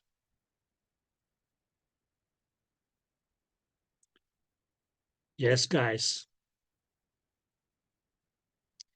Any last words? Yes, my dear. Yeah, so I'm a little bit confused about what the difference is now between the acetylcholine slowing your heart rate, dropping your blood pressure, and the vagus nerve. Because are they technically doing the same thing, or no? Okay, my dear, listen. Parasympathetic nervous system. Okay. The main substance that will release was acetylcholine. Okay, and what would that do? Slow down your heart. Did you get that, dear? Whereas other Yes. sympathetic nervous system, or the other, yes, okay, part of your autonomic nervous system, or the sympathetic nervous system. But the sympathetic nervous system does is it produces epinephrine, norepinephrine, adrenaline, noradrenaline, whichever name you want to call it. That's going to, yes, okay, lead to that adrenaline rush, that flight and fight situation. Okay, which mainly is going to, yes, okay, send the signals to the heart, speed up.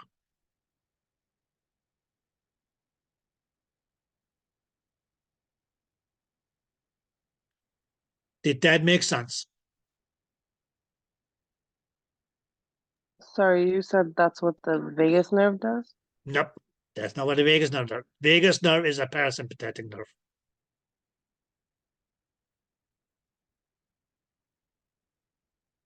So what's the effect of the parasympathetic nervous system on your heart? Slow it down. What's the effect of the sympathetic nervous system of your heart? Speed it up.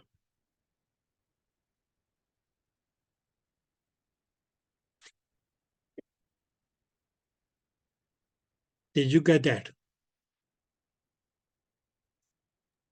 Yeah, thank you. Okay. So sympathetic speeds up, parasympathetic slows down the heart.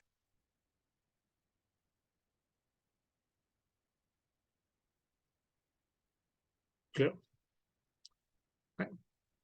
So that's why right now, yes, okay, parasympathetic system is dominant. That's why most of you have this thing going to be over. Right?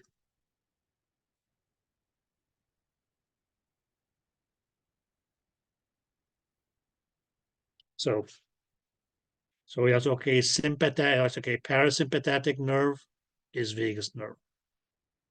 Vegas, not Las Vegas. It's VAGUS. Okay. And this is going to be as okay, what we call as okay, the 10th cranial nerve. It's a parasympathetic nerve. Which means it's okay when that gets stimulated, it's okay, that's going to cause dominance of the parasympathetic nervous system. And the effect of that on the heart is slowing down the heart. Other sympathetic, adrenaline, noradrenaline, epinephrine, norepinephrine, whichever. But those chemicals mainly is okay are going to increase the heart rate.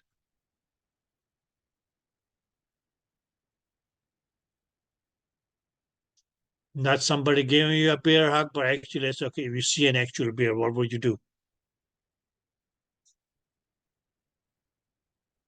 No, it's probably going to be a dumb idea to try to run away from it because, okay, unless you are Carl Lewis or somebody who's able to run at that pace, you may not be able to outrun a bear. They may look like, okay, big clumsy fellows, but yes, okay.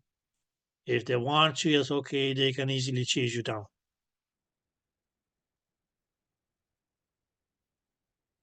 Okay, so in that case, that's okay. The best idea would be, yes, okay, just lie down and act like you're dead.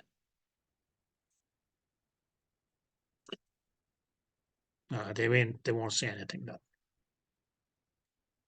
They may shake you a little bit, yes, okay, pat you a little bit with their paws to try to wake up, dear, wake up. But don't fall for that, okay?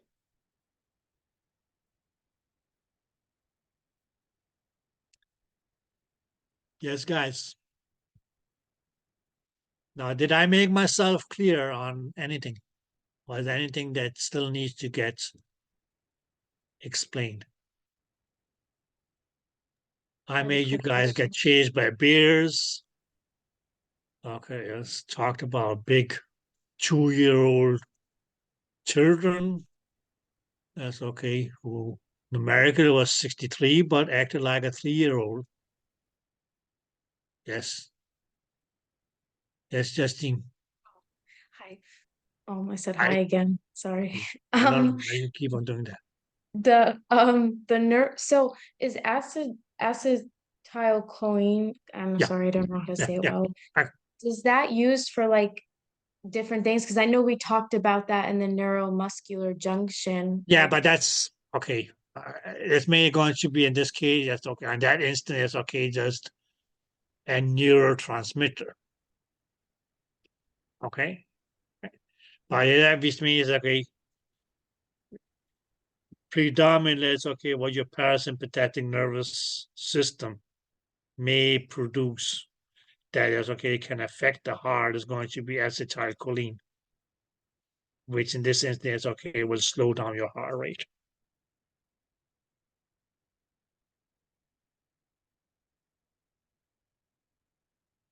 Okay. Now, when we talk about a neuromuscular junction, we just use this as okay as an example of one of the neurotransmitters. Okay, but please keep in mind that okay, there actually that's okay will be neurotransmitters which you mean is okay, we'll say okay. In this instance, yes, okay, the nerve is going to have what you can call an inhibiting effect. So, okay, it's being stimulated actually is going to not necessarily cause stimulation of the tissue, or rather slower the stimulation of the tissue. Okay, so so you can't say that okay at every point yes okay acetylcholine is going to be a stimulator of the tissue. It's going to be dependent upon what tissue is it that it has. How is it going to react to that? I may say final in 2 days. Some of you will go, yeah, sooner finish with this thing. Some of you will go, oh no. Okay, so although it's okay, well, the same message that was conveyed, but the response is going to be different.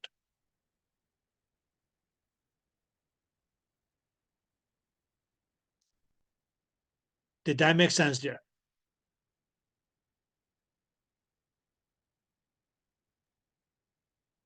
Yes, thank you. No problem there. Okay, but here for the heart, yes, okay, it's going to slow the heart, but that's okay as a result of parasympathetic stimulation.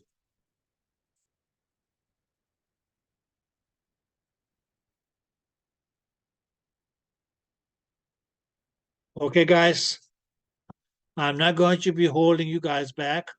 Now just read through this material and you have any questions, well, okay, we can take it up on Monday. But as far as cardiology is concerned, I think I am done. Okay, guys? So I guess I see you guys on Monday. Same time, same place. And enjoy your weekends. Thank you. You're welcome, Deb. Thank you. Bye.